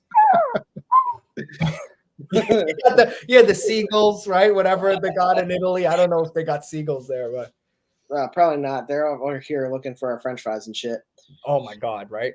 Oh yeah. Let me wrap up the questions, and then we'll go into what figure drops have just happened. Okay. The last two questions are my favorite, so I hope you like these questions as well. What's a positive interaction that you had that inspired you or assured you were exactly where you needed to be? And what's a negative experience that you have encountered that's been less or an insight to how do you plan on using that in the future to grow? Okay. Those are two big ones. So I'll start with the negative and then we'll end on a positive. So negative interactions, I'm not like other people that are like, ignore the haters, right? Sometimes someone's just hating on you and you could tell. If someone it makes no sense, it's just negative, it's just nonsense, you can throw those away. But sometimes people have valid criticism. And one thing I think is why I'm still here, because, I never think I know everything. I never think I know it's like my way is the highway. I'm always willing to learn. I'm always willing to try different things and change. And I'm willing to look silly trying stuff. A lot of people, they're so worried about their image. They're so worried about how people are going to perceive them that they never try things because, I might fail or, I might look silly. Like, the TikToks, right? I know I'm annoying people. And it's working. Like I know when people get so mad at me that sometimes I post what people say. They're like, I'm gonna kill you. I hate you. And I'm like, I'm working. It's working. Like my stuff is making an impact. One, because the followers I'm seeing, but then also like people are emotionally charged to leave a comment. That means you're doing something, right? Would I like to just be making positive content all the time? Yes. It doesn't feel good when I'm making a troll piece of content, but I look at it as, it's for business, it's for the toy content. It's like, it's for the brand, it's for all that stuff. But I also have my System Island page where I could do more me and not make clickbait, not do all that annoying stuff and annoy people for fun. So I think it's have a balance, you know, like, but also listen to people. Someone might be right. Like, I realize, like, so I'm always on YouTube and I'll read the comments and someone will be like, you know, you're kind of falling off in this regard. And other people might see that and be like, get mad. And I'm like, okay, let me try new things. Let me, like, now I do the 2 cameras. People really like that. So it's like, I want to see you while you're opening the figure, because a lot of people just show their hands. That's easier. I could pump out a video like that in 5 seconds. I have to edit 2 cameras now. I have to link up the audio. I have to do all this stuff. So it's like, listen to people. You know, if you know, even a negative comment could be helpful. So I try to learn from because, you know, hearing you're amazing all the time or hearing you're doing right, you don't learn from that. It doesn't contribute. Yeah, I like to actually listen to the negativity, not when someone's just like, kill yourself. Like, I get that one. Okay, you know, I'll work on that later. But let me take a note on that. Hold on a second. Yeah, let me write that one down. We'll go back to that later. But you know, I like to learn, and I also, this is something really big, and take this from me, all of you and people watching in the future, in the interwebs, learn from other people's mistakes. I think that's very understated. Learn from other people's mistakes too. Yeah, it's very true. Is there a mistake that you've encountered that somebody else made and you're like, I'm not going to do that? Well, yeah, you or just like what not to do, right? Like, right. Oh, he tried that, it didn't work. Yeah, that's something I use in life, like not even just on YouTube or the toy. Like, you know, you watch like an uncle or you watch like a family member do something. And, you know, like my grandpa worked really hard his whole life, and he worked his body to hell to when he was older, he couldn't use, like, his knees stopped working.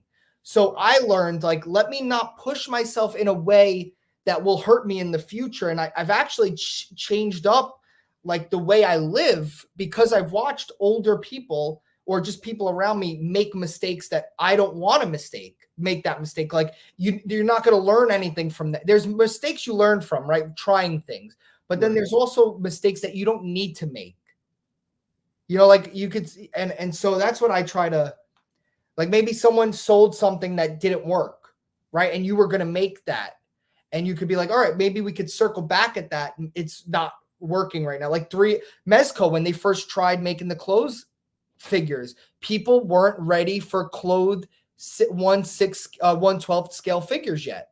So, you know, like now if 3A made those action portable 6-inch figures again, now I think there would be a bigger reaction to it than when it first came out. People were like $100 for 6-inch action figures. Now it's $100 for McFarlane Toys almost. He's gonna get there, you know. He'll get there. I'm telling you, there'll be a Batman that his eyes light up and you could take his shirt off and see his nipples. $100. It'll be the what is it? The DC Black, and that's a Batman that hangs dong. Oh, the one when he was naked. Yeah, he'll make the naked figure. Little what was that Rob Liefeld video that you posted? I saw that he was like making for the Todd McFarlane. Was that actual, so like joking around? Someone told me he does whatnots.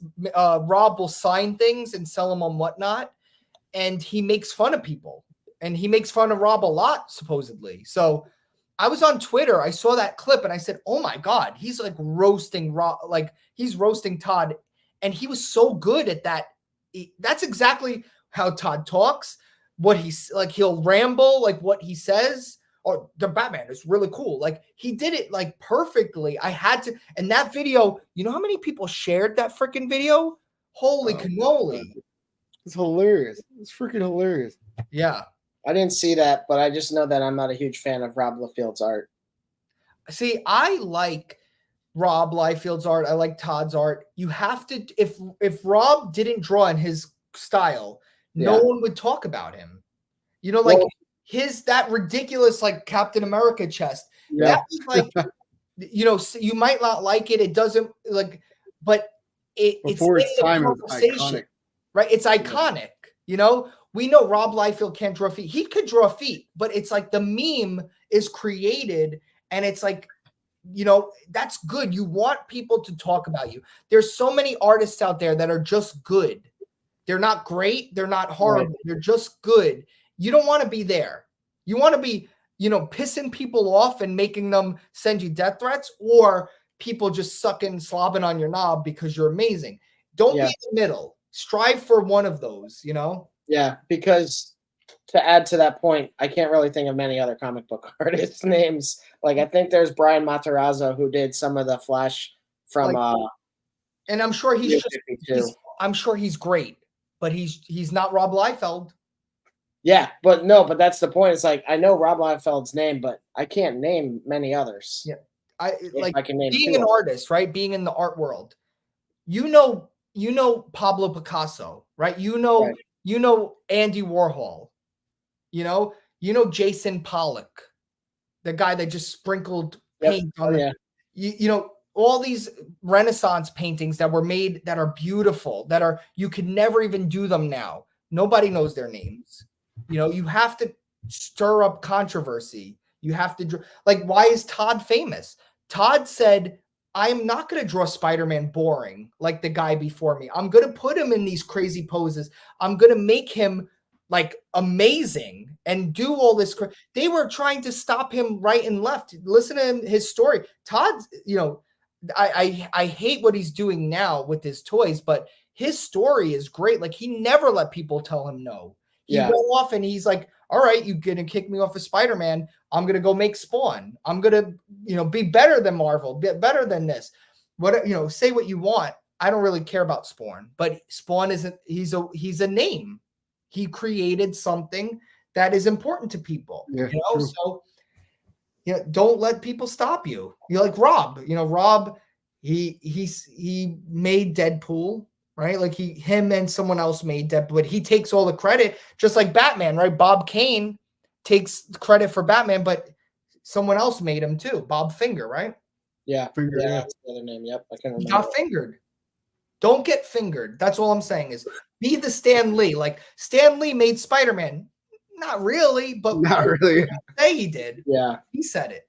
So, you know, be like, you got to be a showman, right? If you're going to say what you want about me, I'm in the conversation. People know me, you know, like, and I don't even want that attention, but there are people who want that attention. Right now, I'm at the point in my life where I want to make nice things and I want to make money. And I don't think enough people talk like that. Like, I don't care about clout. I don't care about fame, or, you know, there's some people who like they want fame. They want attention. I'm good in you guys know where mentally I'm in the backyard with Frank Sinatra. Yeah. I care less if people like me or hate me now. But do I want people to like Goose Faba? Yes. Do I want people to like System Island? Yes. So that's where you'll get real Rocco in with that. And I want Goose to speak for himself when people are playing in their System Island stuff. They don't have to like me. I want someone that doesn't like me to buy Goose Faba. You know what I mean? Yeah. Well, that's like Valaverse kind of with me. You don't like? Yeah. Well, Bobby has a very strong personality. Yeah. And I could see how that rubs some people the wrong. I think his rants are, he goes hard. Like, people could say he's a hater. I just like say, hey, we shouldn't pay so much for Green Goblin on the glider, $50. And people are like, ah, you know what I need that Defoe. But but I still do buy some Valaverse stuff because like it's not bad. Make good stuff, and people will, your work should transcend you, you know? Yeah. Yep. I guess you kind of worked in the positive experience into that, unless you have one that really stands out. When people like, I think Chooch making the helmet, you know, I was thinking that had to be a big one, and then getting fan art and seeing people enjoying this thing that you created and you get to share and watching them enjoy it. Like, that has to feel great in itself. Like, that's its own reward. Goose Faba has been with me since I was 13 years old, right? I was doing graffiti. I was drawing this character. Like, it's something that, like, Goose Faba has stayed with me throughout. Like, I long stopped doing graffiti. I long stopped, but Goose Faba was always something I drew through my life. And the fact that now there's people that have him on their wall, on their phone, on their, like the sticker. Yeah. I made magnets. My channel members have magnets. People sent me pictures. Goose Faba's on their freaking fridge. Yeah. Like, that is just that I could be part of the playground. It's so, like next to your Batman on your shelf is Goose Faba there. And that's awesome to me. So, yeah, I really dig Fat Cat Joe's look. I really like that figure. People like him too. Yeah, he's more of like the FU guy. You know what I mean? David Sutherland said, "My kids sing Rocco's Toy Hunt song every day." Yeah. Yeah, that was cool too. Like I would get people that say, what I do with my kids before work, before school, we'll sit at the breakfast table and watch your toy hunts. But that's also a lot of pressure. That's really cool. Like I got people that were like, I don't know, because I never said I was kid friendly, but that's up to the parents to make their That's choice. why I started cursing early on, so that maybe like if you wanted to, you knew it was a space you could do that in. Yeah. But yeah. And then actually in talks about toy hunting, I saw the tag for your beneath the shelf, and like when I worked at Toys R Us, I would absolutely hide shit beneath the shelves waiting for payday. I learned it from Toys R Us. That was notorious because Toys R Us used to go down to a penny. So you would leave something under there for long enough, and it went to a penny. Target learned, and now under the shelf toy hunting is dead because they sell their stuff now to other closeout stuff. So nothing ever goes that low anymore. So it's done. I know I think I got a few video games for 3 cents from Toys R Us because it was on that list. Like we need to get rid of it. And I know that could fuck her, but like the manager I had used to literally just have shopping carts of stuff that was 3 cents, like baby shit and everything just in the back, just ready to go. Yeah. Like, yeah. I mean, I got into Mini-Mates for the first time long time ago at Toys R Us when they were a penny. I bought a bunch, I got hooked, and I've been collecting them ever since. That's crazy. I've avoided that line because I'm like, I don't really care for it, and once I start, it's gonna be like Funko. Like I'm very like I know Funko is a fucking stupid line, but I do control what I buy with it. I'm glad you admitted it. Yeah, I like you more. Oh yeah, no, it's dumb as shit, but I do have some fun with it. So I'm like, okay, like there are some. You like it? Yeah, if you like collecting, that's again. I think people forget. Excuse me. Oof. At the end of the day, people need to. I think there's a lot of clout collecting. There's a lot of people have this. I got to be part. I got to get stuff early. Yeah. I got to be first. I got to do all this. You got to get out of that. It's such a weird. Like buy things for you if you like it. It doesn't matter if other people like it. It doesn't matter if it's gonna get. And that's the thing too is a lot of people do things for likes, and it's like that's why I don't really care about. I don't really care about toy photography right now. I feel like toy photography takes a lot of time, and unless it's something you want to see, it's really not worth it to do. Like I feel a lot of people do toy photography for likes or for clout, and it's like it's such a time waste. It's really it's like a crazy thing. Yeah, I collect a lot of stupid shit for me. Like those Minecraft miniatures, I have them all lined up. Oh my goodness. Yeah, stay away from Mini-Mates because I feel like it'll ruin your life. Yeah, no, I'm not going. I don't really a design just doesn't appeal to me. It's not my thing. I hate when I buy something and then I hate it because I'm just like, fuck.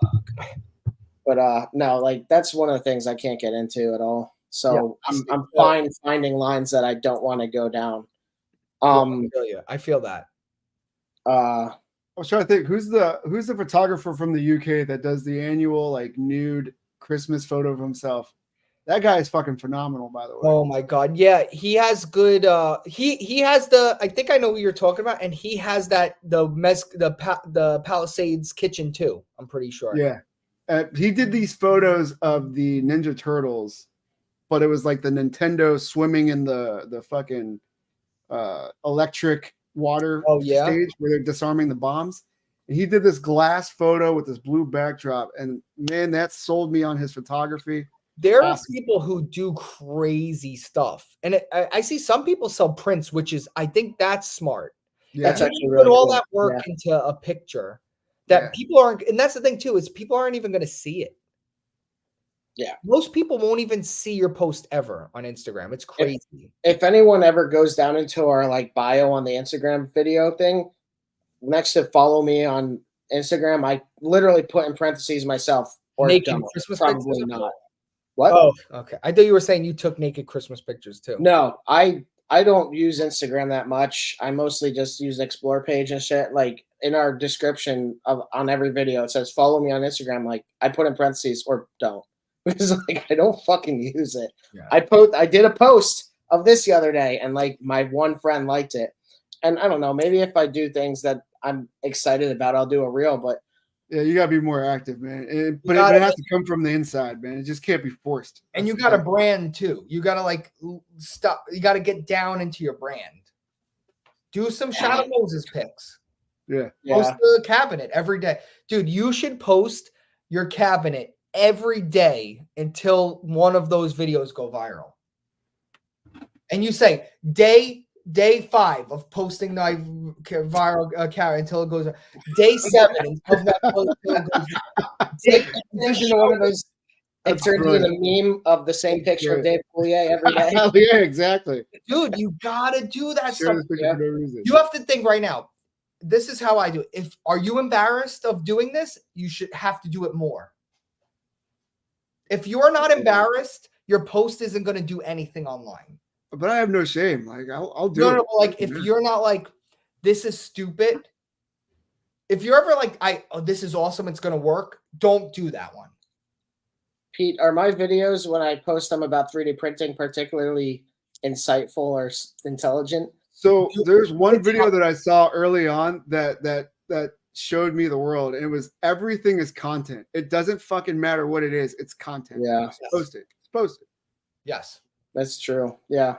Because even if it's just people clicking it, like, why am I watching this? Exactly. It's interaction. Yeah, Yeah, like you're gonna get dumbasses like me that get lost in the sauce, and it's just like, oh, what's that? Here's another one. Take all of these. Get like a little 3D printed toy of Trump, or I don't know who's offensive now, and put him first in the shot, and then pull him away and show your cabinet. And people are gonna be like, "What the? Why are you doing that?" Like, just do or you ready? Get Chun-Li figure and have a close up of her butthole, like bend the Jada Toys over. It's only of her butt. Pull it away and then show your cabinet.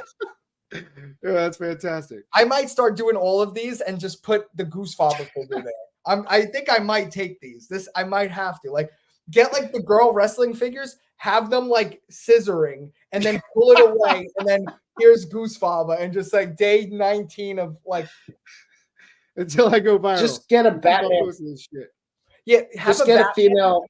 put like underwear on him, like a whitey tighties, and just don't say anything about it. Move it out of the camera, and then I was just gonna say, have your female figures like this, and just constantly post pictures where Batman's head is between there. And just tag Warner Brothers. He does do it.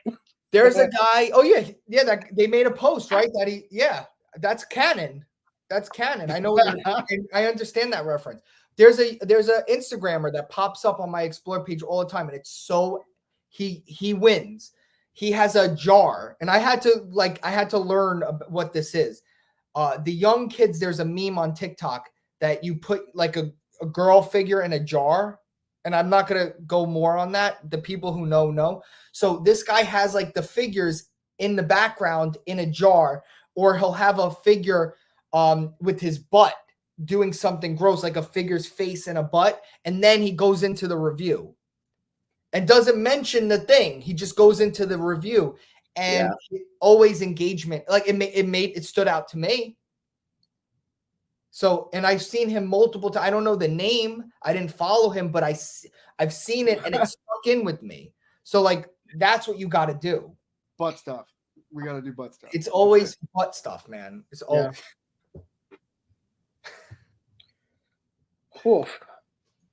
With that, we should segue into the news. Yes. Butt stuff. Butt stuff is always good. What's new in butt stuff right now? Did you see SNL? You guys watch SNL? I saw that they invited Shane, which I think is good for cancel culture. It's good for kind of sticking it to his like whatever, but you couldn't get me to watch SNL with a gun to my head. They invited Oh, who? it was good. I like it, man. SNL is one of my favorites, man. I can't do it. Who did they invite? I They need did a whole sketch on butt plugs with Shane Gillis, and he had this Green Bay Packers butt plug up his ass, and he wasn't telling the rest of the cast. And he was like being very specific about like how the whole sketch was about how your phone hears what you're talking about and starts showing you ads based on that. He was like, "Yeah, my phone's showing me butt plug stuff. I don't even understand what's going on. Specifically, Green Bay Packers and blah blah blah."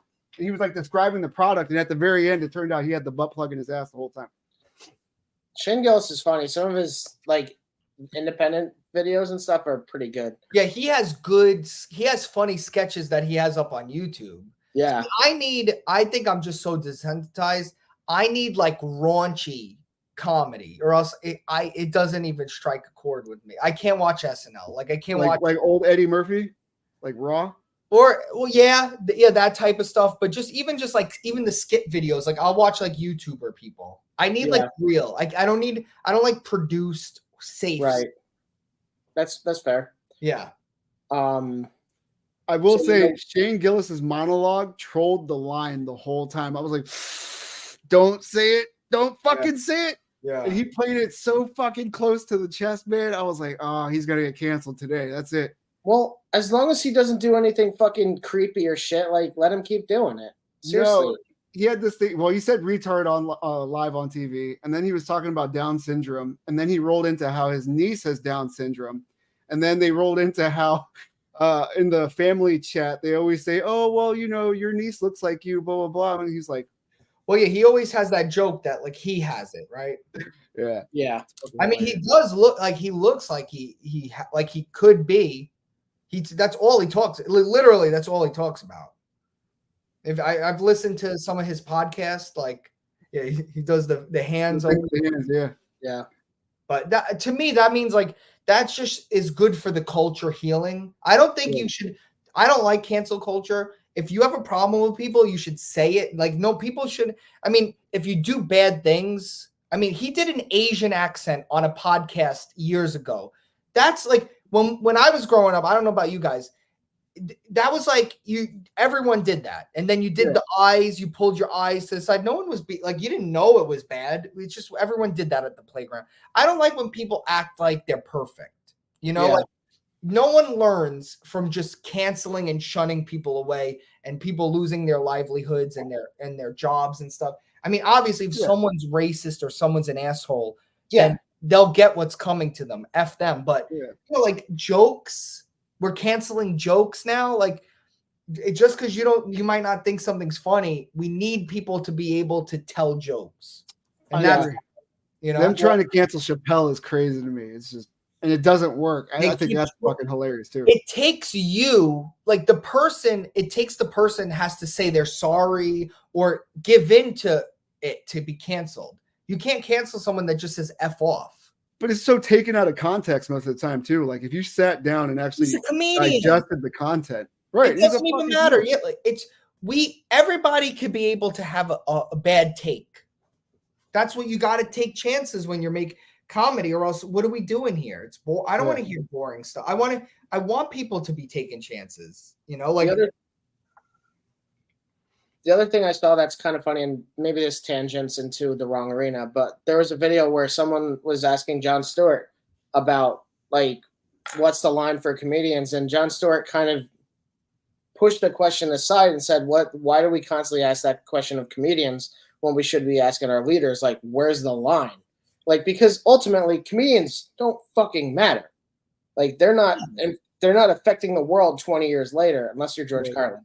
But like that's even just a social impact. Like they're not the one ruining lives by saying shit. Like words don't affect people. Like you choose if words affect you. Like if words affected me, I would have quit a long time ago. YouTube. Yeah. I don't know if you guys remember. There was this case about 4 or 5 years ago where a girlfriend and boyfriend were fighting on the phone, and she kept on telling him to kill himself, and he fucking did.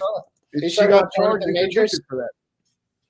Yeah, like that's so deep. Like I couldn't even. I don't even know what to do with that. I don't know how to handle that. But yeah, like that's. But see, that's a personal one-on-one basis, right? Like your words will affect people in your Yeah. life one-on-one. But if I write, I hate Funko Pops, and then someone's like, they take that personally.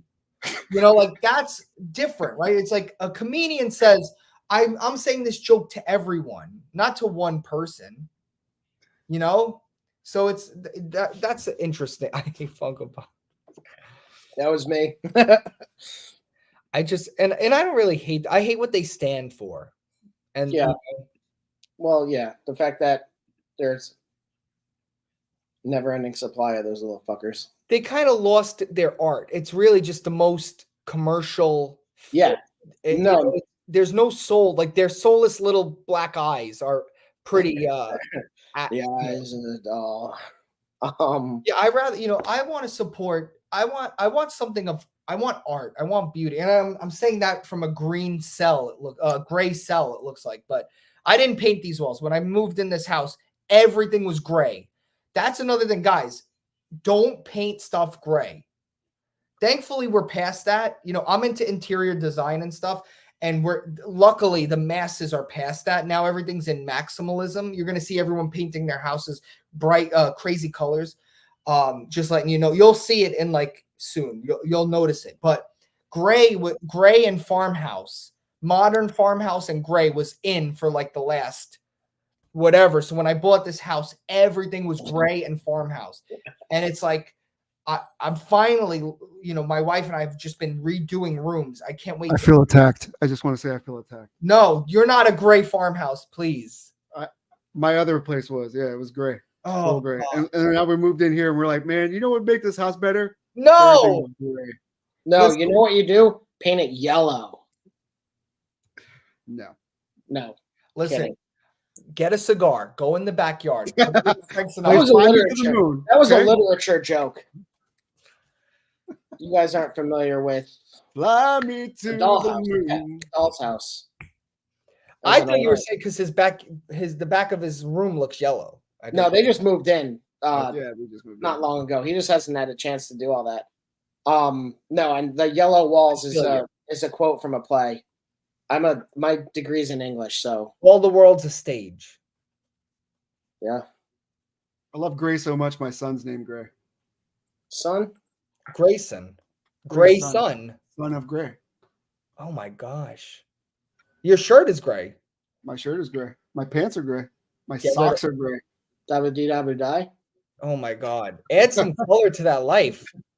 Yeah, I like splashes. I'm gonna send you some beautiful pictures on the daily, and then you'll get some color in your life. It. Dave Coulier in different sweatshirts. I wear a lot of black.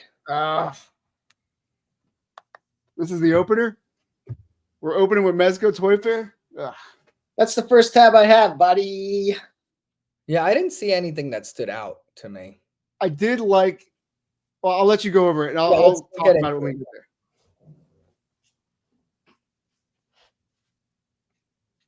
Hey, look, it's Will Byers. Pass. Cap, and I really want to see the other faces that come with this guy. I thought their first release was good. Their original release. I really need to see what the other head sculpts are because he looks so weird up here. Other than that, I want it. See, now I don't like Terrifier, but that looks great and that makes sense. Oh, Pete, you were saying you might want this too, right? I did say that, yeah. Yeah. Like I appreciate what that is artistically. That's what Mezco shines at with style. It's spot on. If you've watched the movie or looked at the character before, that is spot on. Yeah. Yeah. I did not realize this was a 112. I was ready to scroll past because I thought it was one of their other lines that I don't care about. It is one. Oh yeah, it's 112. Yeah.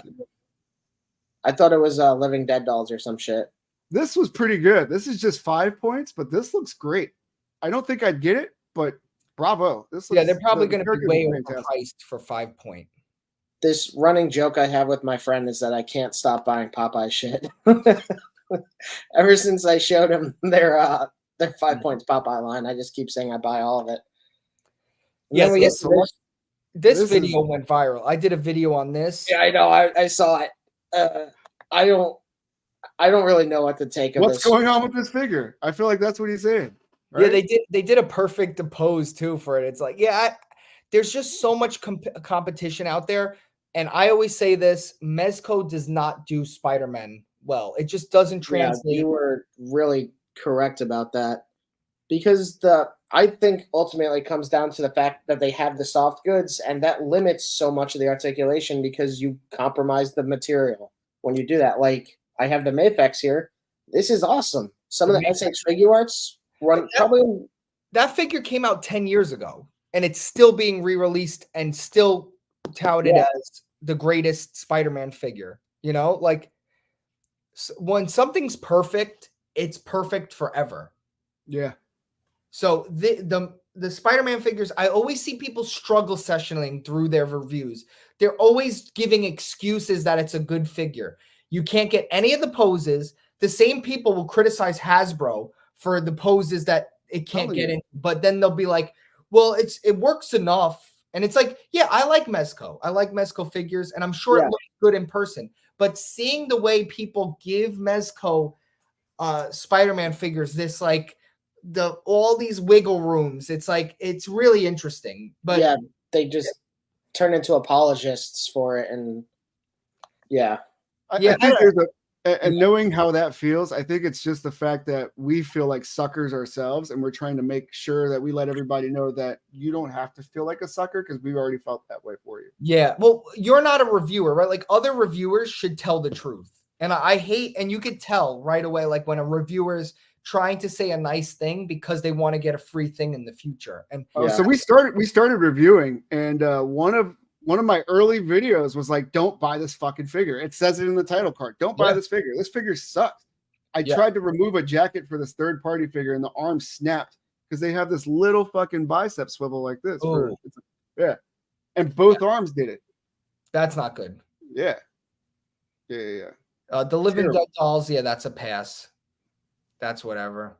Now, Wednesday, I watched Wednesday with my wife, and I actually enjoyed it. I was hoping that they would make a 1/12 scale Jenna Ortega figure. I would have bought that.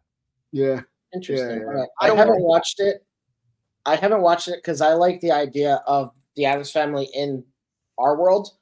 The show feels they actually did the Addams Family justice too. It wasn't like a CW girl show as you would be. I wouldn't have ever watched it though, but she was watching. It's one of those things, your wife's watching something, you're like, what are you watching? And then you sit in and then you get invested. That's kind of what happened. I actually missed like the first few episodes. Yes, so I like the Addams Family a lot. I thought the Wednesday show was really fucking weak. It felt like a CW show for me.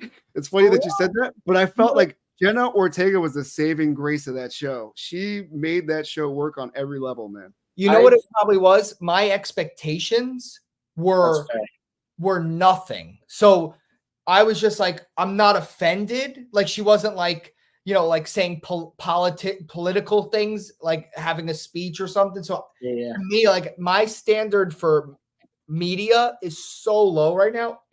Okay. That it's like, like I didn't get a gender study speech in the middle of like one of the episodes. To me, that's a win. Yeah, but they checked all like your mediocre boxes, like the love triangle, and then like the Girls past link to her past self or something that gave her powers in the future. It's like girls. And this is something I learned from just like talking to my wife about like the books and like being around women, and my sister and her sister, whatever, is girls love triangles. That's why you always see them. That's why girls love Jean Grey, Cyclops, Wolverine. That's why that's a love triangle. Girls love triangles because the girls want guys to be fighting over them. That's like a girl fantasy. I didn't watch this because I felt you hate Latinos. You said they made them Spanish. I don't like Spanish people. That's why you did it, right? I don't like anyone that's not white, basically. No. Yeah. Wait a second. What? You heard it here first. That'll be clipped. No, I don't like. I didn't know I was on the Shane Gillis podcast. Never mind. Canceled. I don't like that it was basically a darker Harry Potter universe. I like the Addams Family in their everyday society, in our They society. definitely did Harry Potter. Yeah, it's Harry Potter with Wednesday. That's why I didn't watch it, because I like the Addams Family movies where it's them existing in our society. And apparently, I think Pete told me this, that Jenna Ortega is making a push to get the second season to be more like. She's got executive producer credits. Yeah, she said I'm the captain now. She said, now listen, my whole thing was she never took her shirt off, and I was like, when are we seeing? No, When are we seeing the Gothic goblins? my chat, like on my live streams, there's a few people that really love Jenna Ortega. I don't see it. She like doesn't even register in my eyes of like, first of all, she looks like a 10-year-old, but yeah, she's way too young. She's 18, 19. Like, no, I think she's well over. Yeah, she's like 25 or something. She just looks like she's 10. Well, that is a good reason to be like, no, yeah, there's just no register for me at all with her. So, but the people in my chat talking about her. She's 21. I will say the actress on Scream that plays her older sister is freaking gorgeous. I don't know who she is, but she is gorgeous. There's an older sister? Oh, in Scream? Yeah. Oh, in Scream. Oh, yeah. I thought you said in Screen, and I was like, I don't know what that means. Yeah, now I saw a little buzz about this. They're making animated series figures, but again, that they're so stylized, I don't think Batman's going to work. And I could be wrong, but the stylizedness, I don't know if that's going to work in cloth. What do you think? There was an Instagram post where someone was like, I love the way this looks, but can we get something other than Batman? And I just commented like Wolverine? Yeah, we can make Wolverine, because like it's either Batman, Wolverine, or Spider-Man anymore with Mezco. They sell. I'm still mad they never made those Planet of the Apes figures. We got a Dr. Zaius, and that's it. Yeah. That's look right here. Look, I got my Spanish Planet of the Apes poster right here. This is there you go. Yeah, Conquest of the Planet of the Apes. And they were supposed to make a box set of the Conquest of the Planet of the Apes. They teased it. It's been years, and I guess we're never gonna get it. And I'll never forgive them. But it bums me. Batman. Products getting canceled really bums me out. Like I collect Prime One Studio statues. And I recently rewatched the Suicide Squad, and I was like, man, I would love a statue of Harley naked. Oh, of Bloodsport. But like Prime One was doing a statue of Bloodsport, and then they canceled it just because wasn't the interest. And I'm like, damn it. Well, that's why they always do girl statues, because there's people who buy naked girl statues. Like that's a joke, but it's serious. Yeah, no, I know that they make sex dolls of them too. Oh my god. There's children watching. Well, they shouldn't fucking be watching. My son's watching this right now. Oh my god. Your son watches everything on YouTube, dude. I know. Five Nights at Freddy's. Five Nights at Freddy's. I'll put it in there. He'll watch it. Kids like TikTok. He loves the shorts. Oh, I hate it. If I post anything, the kids on TikTok just roast me all day. It's so annoying. I don't even read comments because I'm okay, boomer. No, they do yapping. They love saying yap, yapper, yapping. TikTok is poison, dude. Like yapping too much, like this guy's always yapping because my videos I'm trolling and they get so mad at me. They're like, the figure's great. Shut up. Yeah, if you ain't busting, you yapping. Yeah, yapping. They're always that's like a TikTok. You're not gonna hear it on Instagram. It's like a 1950s slang for shut up, right? Like you're yapping. You're yapping. Shut up. There's some great 1950s slang that needs to come back, but anyway. I love this Joker, by the way. Speaking of 1950s, Pete wants to cancel his Silver Age Joker for this one, apparently. Yeah, this Joker will probably be fine because it's like a suit. They've done suits before. Yeah, it makes sense. Yep. But see, now this is the thing. You collect this line, it's not going to go deep. You'll probably just get these two figures. Yeah. So like Do you need animated series figures of these in this scale? I feel like you might get a Catwoman or Two-Face. So my reasoning behind it is this looks like the deluxe body that came out from the original Joker, and I missed that Joker 100%. And I ended up buying the KO of that, and then buying heads that somebody had not sculpted. They made molds out of them. Oh, nice. So I have the original heads that go on a KO body, so it doesn't really fit right. So this will be a great replacement for that, and I'll be able to have both Jokers interchangeably. It's going to look like that, though, Pete. You stop it. Oh, my God. That's what the torso is going to look like. Yeah. Yeah, let's see. Let's see what it They're not going to do that stylized. Yeah, that's weird. Like they did 3 stylized figures in this. Well, Dick Tracy, the bodies were pretty normal, right? And Tracy's usually pretty top heavy, if I remember right. Yeah, but it's still like supposed to look real. Like these are very like the whole point of the animated series Batman and Spider-Verse, they're very angular. Yeah. So it doesn't really. Yeah. I feel like. Yeah. Like, I don't know. Maybe. Are you honestly telling me that Batman's not going to have those broad ass shoulders and the tape? Yeah, he better. Yeah, absolutely. They have to nail that look. If you look at is Mondo doing a 1/6 Joker? Have they announced? Why do you think it's just a headshot?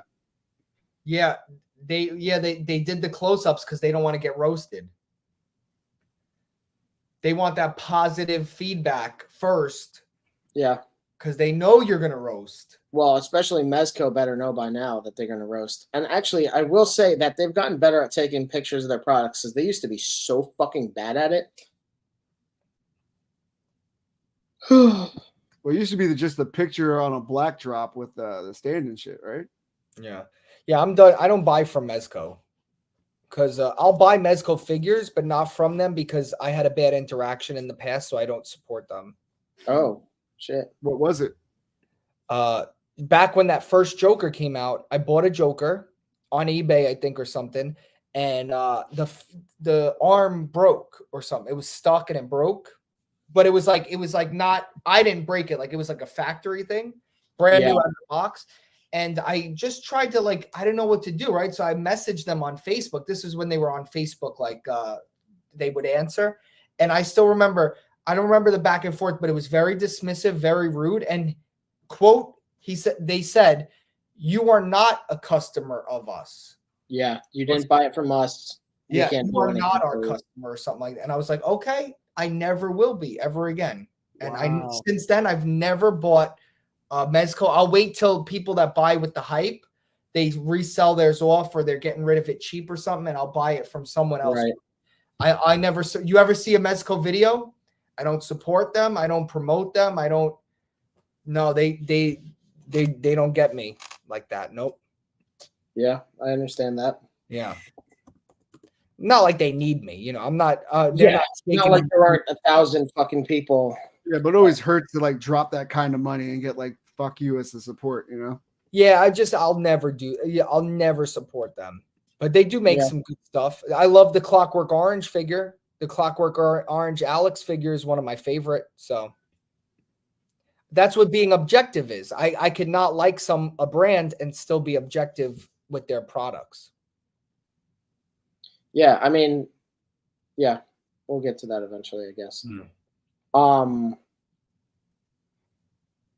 What is all this? Too much stuff's coming out, bro. I'm gonna quit. I think I'm gonna quit collecting. I don't even care. Well, that is actually one of the other questions that we have prepped for when we have guests on. It's how do you draw the line on what you do and don't get? And you kind of answered it earlier, so I didn't ask it, but you essentially said if there's something you can't envision in your space or that isn't going to bring that joy to you, don't get it. So, and that makes sense. I feel like that's an answer, but if you have something else you want to add to that, feel free. Well, yeah, I feel like if I don't think about it a bunch, and I don't feel you need a figure. I just need that figure. Or or you get really hype on it. And it's especially with the YouTube channel, it's easy to get in the flow of just kind of buying things that oh, this will make a good video or this. And I was doing that 2 years ago. And I kind of really honed in on everything. And now I'm really just only buying what I need. Right. Or I could use that in a display. or I have an idea for that. You know, like there's a reason for the purchase. Like there was a purchase I was going to make on a 3A figure. I found one cheap on Macari, and I even asked the guy, and he said he'll give me even cheaper, like a great deal. And I'm trying to fit it. I'm like, I love Diantward, and they make those 3A Diantward figures, and those are my favorite. I have the two of them, Ninja and Yolandi. I have like the 2-pack, and those are my favorite figures. Like I think out of like all these, and then this guy had the Shadow Ninja, and I was like, do I need it? It's really cool. It's a great price, and I'm like, it's just gonna go behind him probably. And like, do I need it? And that's kind of like I've been juggling it for the last few days, but the fact that I keep thinking about it might be like maybe I should just buy it.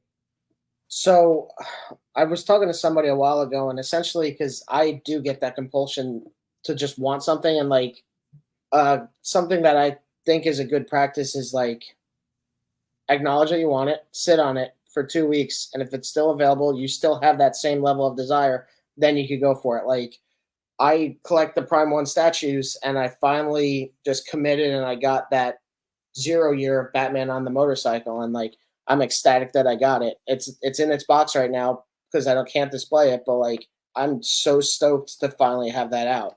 Yeah, like just the fact that you got it, like you feel good about it. So it's like, and that's important, right? Like it's at the end of the day, these are toys. These are stuff that like we're supposed to have fun with. And I felt like I was getting overwhelmed with all the stuff I had and like the stuff I was buying. And it's like, and I could buy it. I have a YouTube channel. I could subsidize all of it. I could do reviews of everything.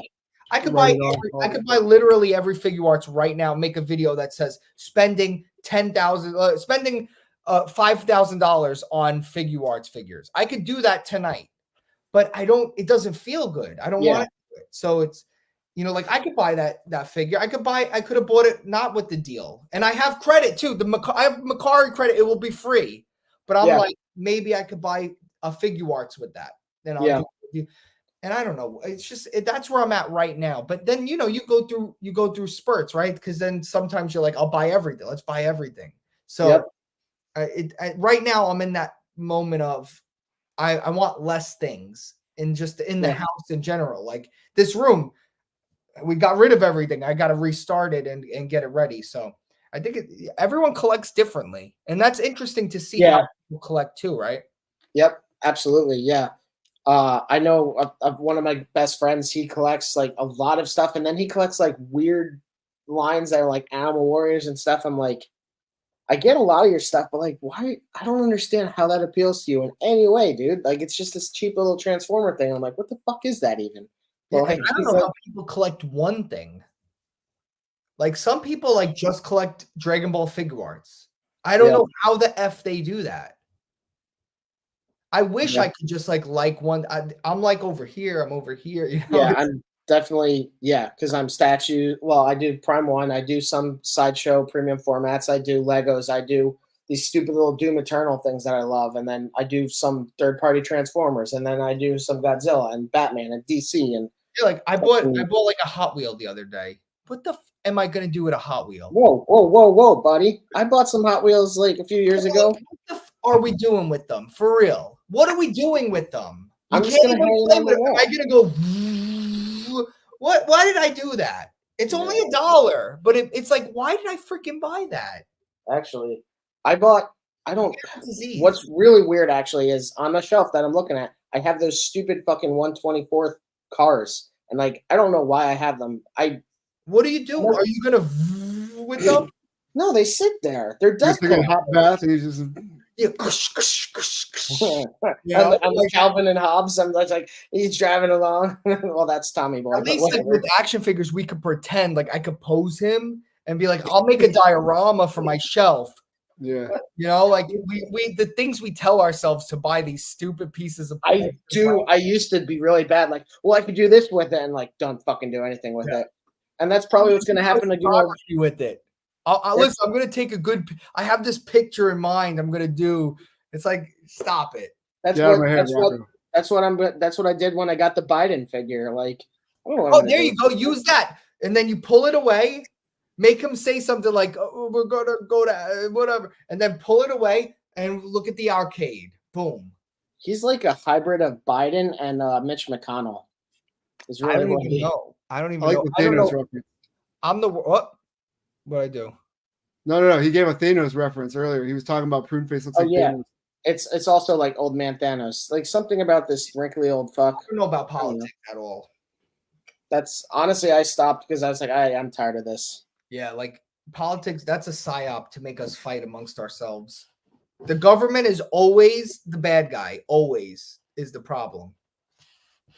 I don't care if you watch any movie, any dystopian movie, any movie ever, it's always the like System Island. It's corrupt government. It's a tale as old as time.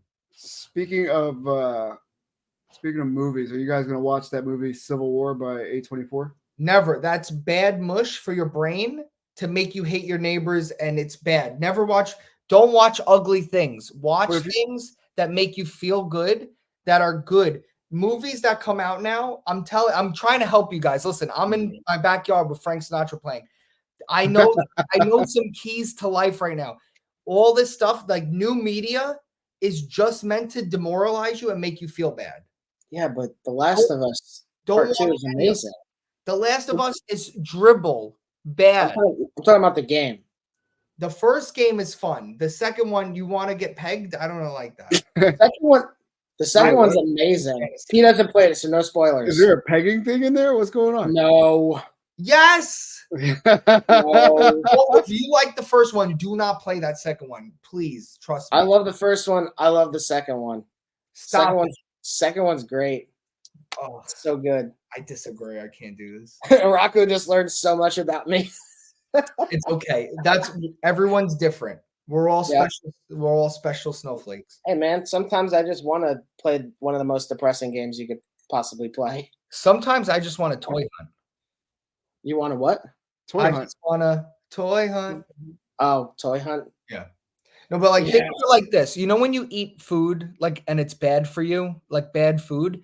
Yeah. When you watch things, it's like mental bad food. So I'm just telling you, only watch things that are beautiful, that your brain, it'll help. I'm telling you. Rocco, you would hate my movie taste, man. The stuff I watch is like ultra violent stuff. No, And yeah, I watch it. don't do that at And all. I watch it for like the aspect of like, man, the guy that created that effect, what was he thinking? Because that is amazing. That arm looks so realistic. What did he make it out? That's what goes through my head when I watch it. Yeah, I went to a point where I don't watch horror anymore. I I don't watch anything. Like my brain is like I feed it good things only. Oh, he left. I'm sorry. I like bloody things. I like bloody things. It's okay. No, but like you said, everybody's different. I mean, I get it. I was there, right? I watched all that stuff. I was a degenerate, but I at the point of my life now is I understand when you watch that stuff, it's not good for you, you know? The stream's caving in. Yeah. Pete, I'm sorry. Don't leave, okay? I'm still here. Can you hear me? Yeah. Yeah, but your camera's you're not an ugly thing. We can watch you. Oh, yeah, Please run Camera Hub to use Elgato. I am running Camera Hub. What the hell's going on? Terrifier is okay. All right. I'm not hating on it. I never got into horror movie either, but I like scary games like Dead Space. Oh my god, I love it. Well, I love Resident Evil. Okay, yeah. So there's scary, right? But then there's degenerate stuff it's just bad, like Hostel. Like you watch Hostel or Saw, that's like that stuff is not good for your eyes to take in. I loved it. Oh, nah, dude, no. The part where he's taking out the eyeball, I was like, yes, take out that eyeball. That's so gross. What movie is that even? Remind me to block Pete when we get No, I don't know. I'm squeamish, so like overly violent stuff I like typically can't do. Like, I don't know. Troubleshooting. There you go. Handsome. Handsome. Look at that guy. Yeah, look at this. Look at this beautiful guy. Like, oh, this is the camera. It needs to be off. Look at this. You look like you could be Spanish. You could be like Albanian. You could be maybe Italian, or you could be like even Indian. You could like you're like my cousin. I have a cousin that lives in Brooklyn, right? He's full Italian, like really Italian, but he looks like he has every group of friends, right? They think he's them. Ambiguity. Yeah. He thinks they think that he's whatever they are. It's he fits in everywhere, and that's you have that look of like I can't pinpoint like what your nationality or race is, but you could be anything and everything. I have a friend who's like all Italian, red hair and freckles. Like, What? Yeah. I think they would stone him if he went to Italy. So don't tell him. My wife is Lebanese, and sometimes we'll go to outings and people just start speaking to me in Arabic. I'm like, oh, that's what Arabic. Dude, I was trying to say. Like yeah. Rocky looks like he could be Hispanic, or he could look like he's about to ready to go to mosque. Who's like, Rocky? I feel like other Hispanics can identify other Hispanics. Like looking at Rocky, I'm like, that's the Spanish guy. Oh, so you're Spanish? Yeah, I'm Puerto Rican. Oh, see, in New York, you were either Irish, Italian, Puerto Rican. So Spanish Harlem, baby. Growing up, I knew a lot of Puerto Ricans. So yeah. Okay. Are you from New York by chance? Oh, born there, raised in DC. Okay. It's Boricua. Yeah, or New Yorican. Yeah. Sorry, I used the wrong thing. Pete's New Yorican, not Boricua. Listen, Puerto Ricans from the island will hate on you if you claim Puerto Rican. Oh, yeah. Bacon, egg, and cheese. Can you say bacon, egg, and cheese? Can I say bacon, egg, and cheese? Yeah. You just did. Yeah, chopped cheese. No, now you sound like Miles Morales, mijo. I played that game and I feel like I felt like I'm Spanish because of that game. They like overly did it. That was like what do you think a Spanish person in Harlem is like? And that's what they did with that. You're talking about Spider-Man 2 or the DLC, or really either? No, the Miles Morales game. I played that recently. Okay. It's so freaking cringe. Like, oh, and he has Tim's on. I didn't even finish it. I was like, he has Tim's on, bro. Checking the boxes. It's really weird. Bodega. You know, like stop. That's like if I made a game about an Italian guy. His family's in the mob. He has spaghetti every day. His father's wearing a wife beater and he's hitting the wife. It's true, but it's so stereotypical and corny. What's your favorite movie? What's my favorite movie? Yes. Say it. That's a hard question. Say it. Well, it's not The Godfather. Say it. I don't know what my favorite movie is. It changes. Like there's perfect movies that I love, like Scarface comes to mind as a perfect movie. Like that movie is perfect forever. It'll be like there's not many movies that you could say is like perfect. I always go back to it has everything. It's like it's fun, it's funny, it's serious, it's beautiful, like it's beautifully shot. You know, it's there, it's got everything. I told him I was in sanitation. No, you idiot. I said sanitarium. That's great, dude. And that's an Italian guy playing a Cuban. Yeah, Cuban, yeah. Canceled. Cuban. That's He's what canceled.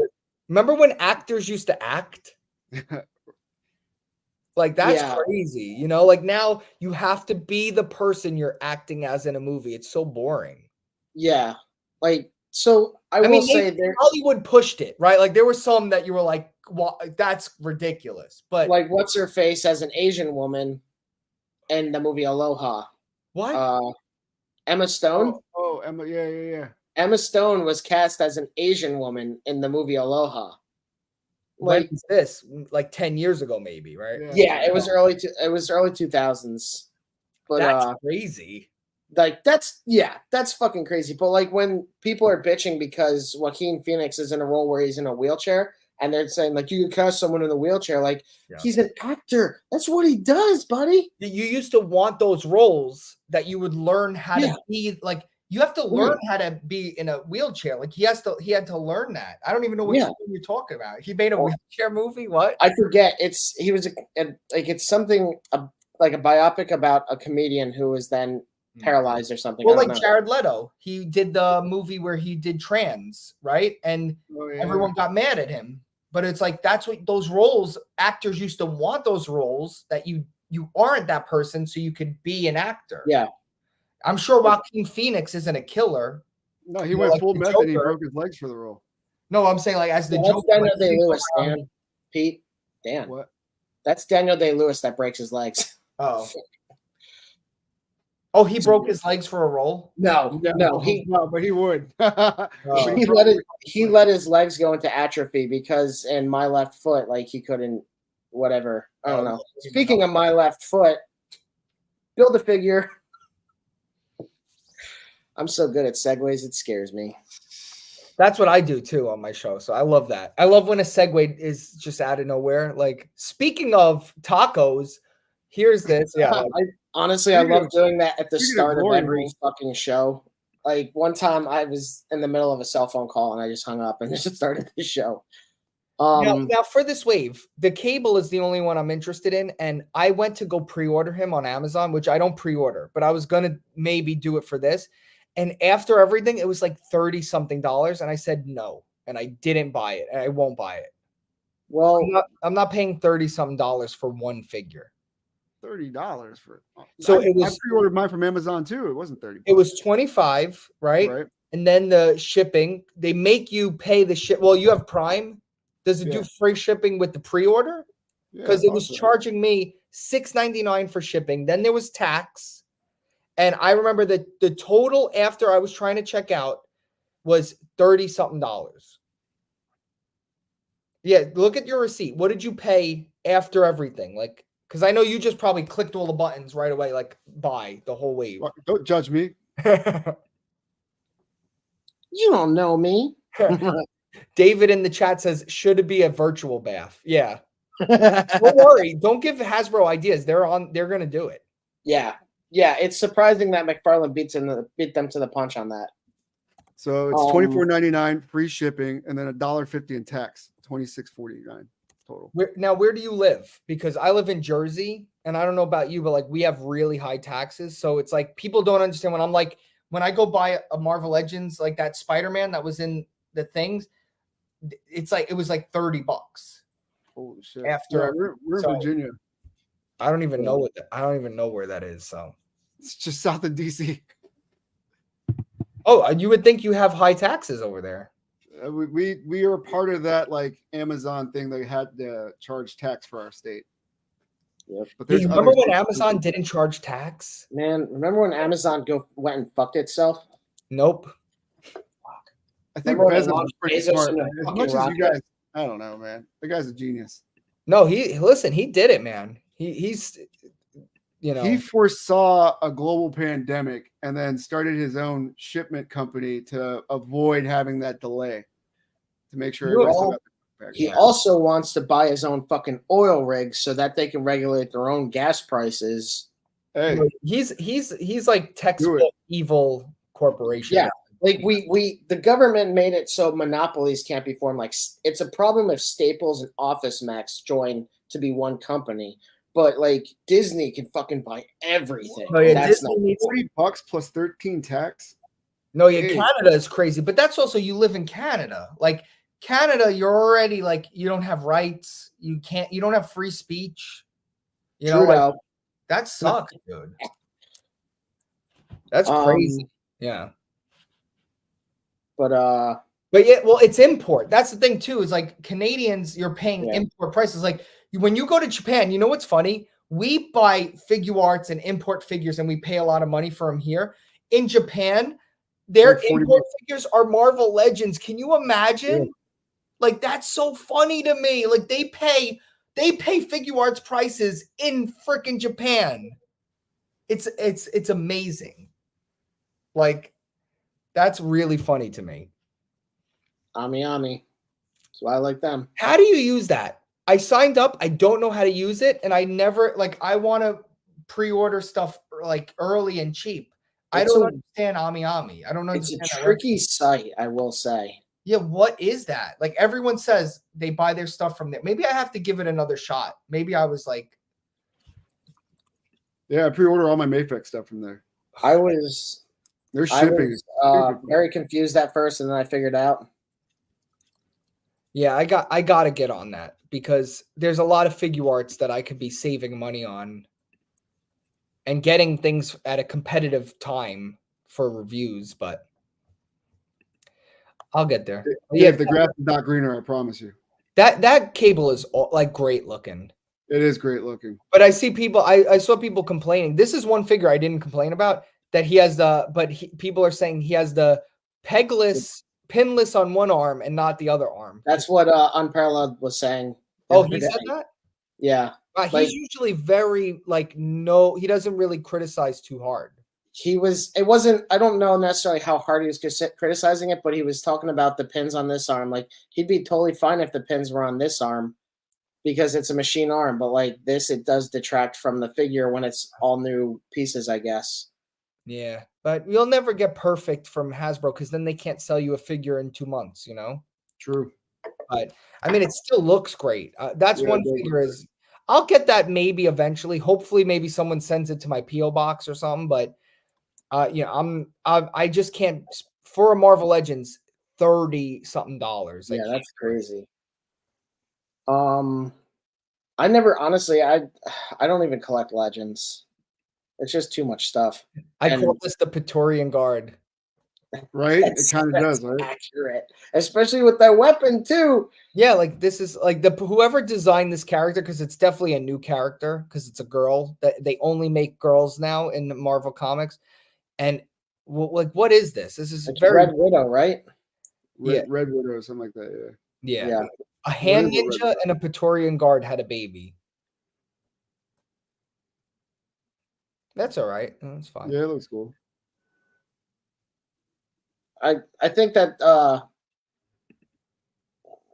I forget. Unparalleled was saying that it needs to be a little more contrast in the body, and I kind of agree with that. It looks a little more silver. From what I remember, it was a little more silver when I saw it on the cover of the comic.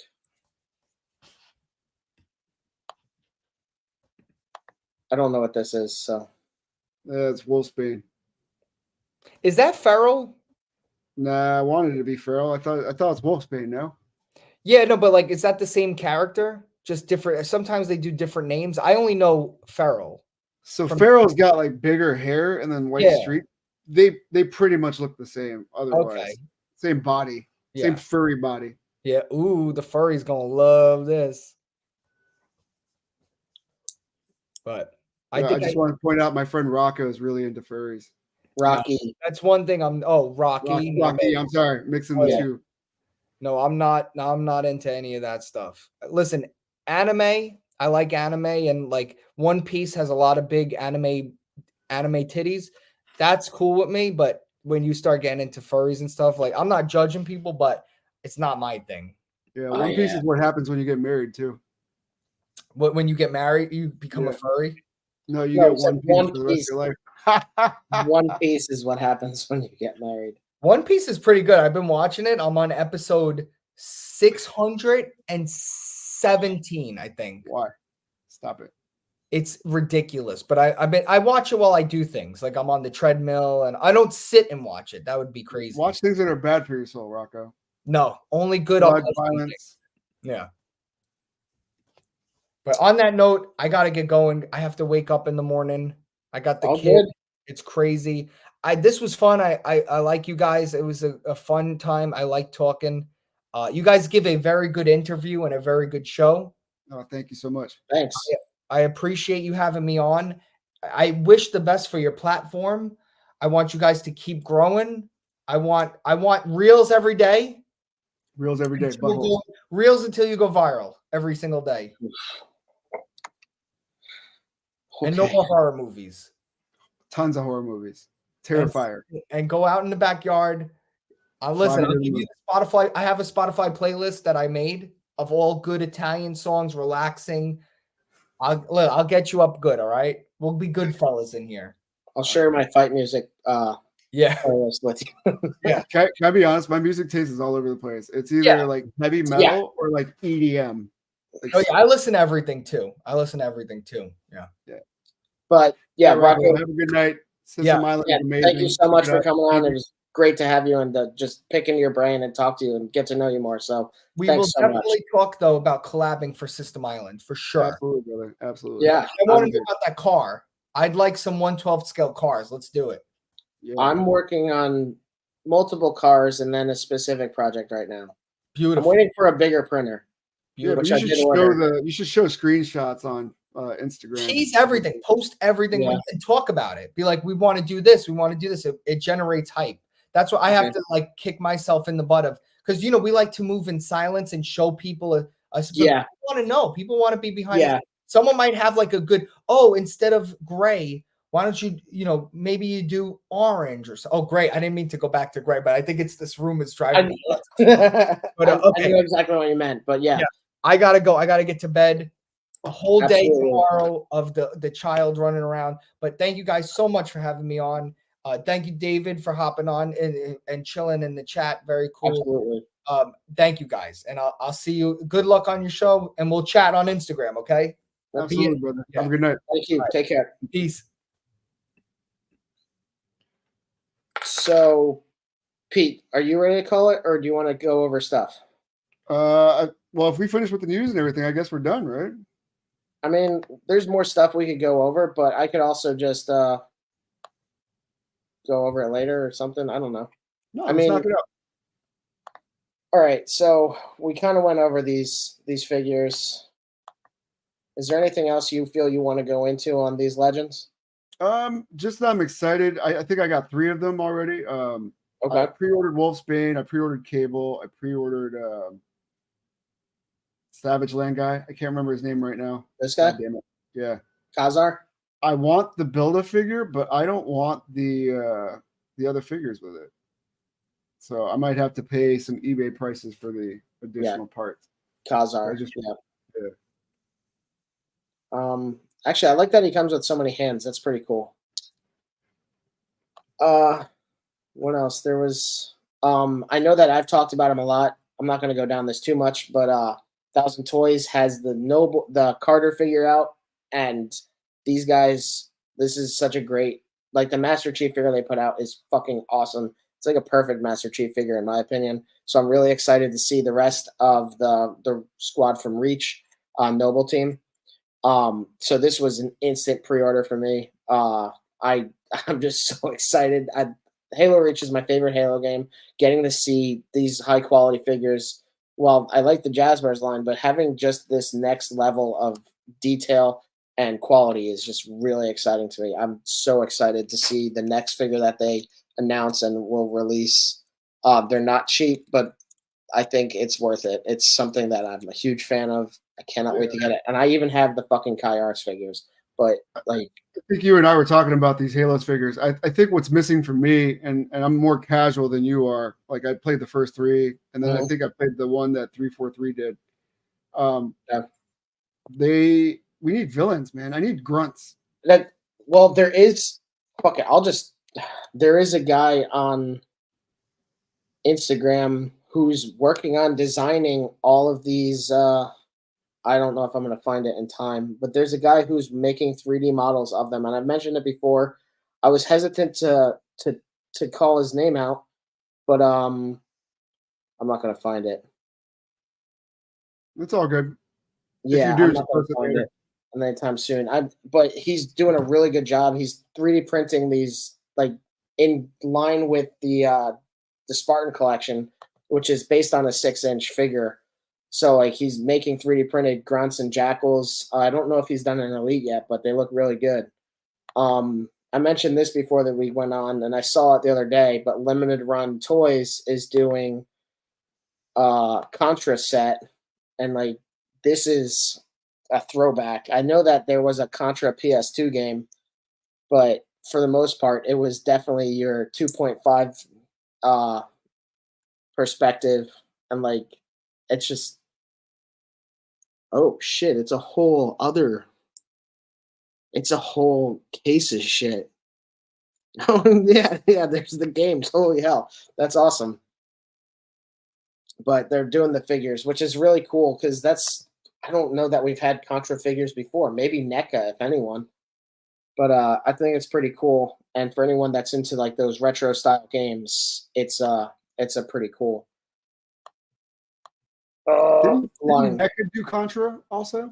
I feel like if anyone did it, it was NECA. And then, like, didn't we recently see? I want to say like last year's Toy Fair, somebody was doing like Contra, and then like Bloodsport. Do you remember that? I don't remember that. It's a company I wasn't familiar with, and the figures looked awesome. I think I remember the Bloodsport. Bloodsport. You mean the one that they made into the movie with Vin Diesel? Bloodsport is Van Damme. Oh, whoa. Okay. I'm thinking of Bloodshot. Sorry. Oh, here it goes. Syndicate Collectibles. And I was wrong. It's Double Dragon. Oh, okay. Yeah, that's what I'm saying. They're doing True Romance figures, Double Dragon, and Bloodsport. True Romance? What? Yeah. Oh, that's so weird. Syndicate Collectibles. I'm bringing this up because we've talked about it before, but Mondo announced more 1/6 scale figures from the X-Men, and after getting the Doom Eternal figure, like these are definitely like just large action figures. They're not particularly enhanced in their quality or anything, so it's basically just like an enlarged version of like a Marvel Legends or whatever, which is kind of a turnoff for me. That figure, the Doom Eternal figure, looks really good, the Doom Marine, but the articulation is not great. There's detail that should have been added, and it was $300. So as much as I'm a whore for the Doom Marine, not my favorite figure.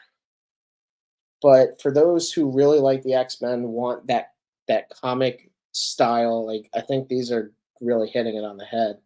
Yeah. I can't wait to see if Mafex does something. I know I've said that a million times, but they do a rogue.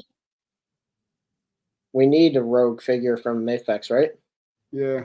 They did the X-Men 97 one, and I don't know. It looks okay.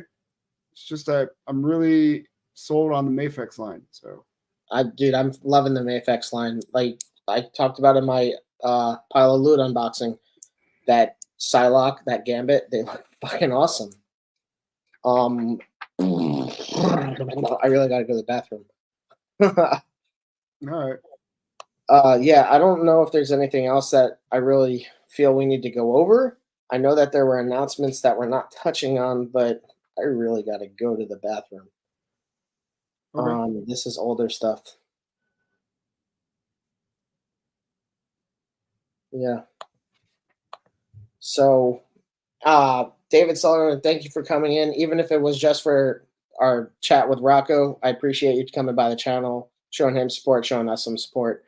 Anyone else who came in to check it out with Rocco, hope you enjoyed our giant tangents and to life and everything about that. But Rocco is a great guest.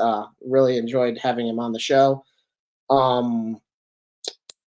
This week we didn't really go over a whole lot with what was announced recently, and we didn't really go on that pop culture aspect, but like this is one of those shows that we're really focusing on getting spotlight on community and getting those communications open, because we want to work with people, we want to interact with people, and we want to encourage people to just build this community out. So basically I'm just going to sign off now and tell you exactly what I'm doing because I'm narrating myself.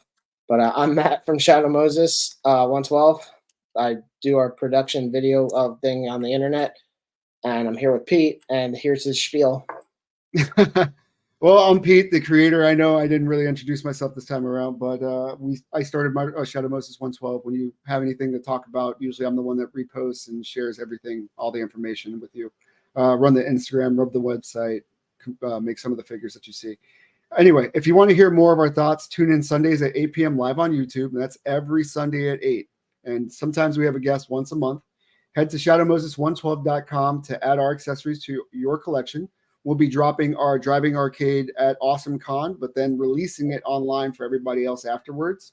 Or you can slide onto our Instagram to see the other current projects we're working on. We're currently working on modular dioramas that look like the Palisades, but borrow from NECA a little bit. Stay tuned for that because we got a lot of stuff coming your way for that. And also remember, most importantly, 2.5-inch figures are for kids. Okay. And also, I guess I'll start sharing more things about the vehicles I'm working on. But take care, everybody. Have a great week. Bye. Have a good night. Bye.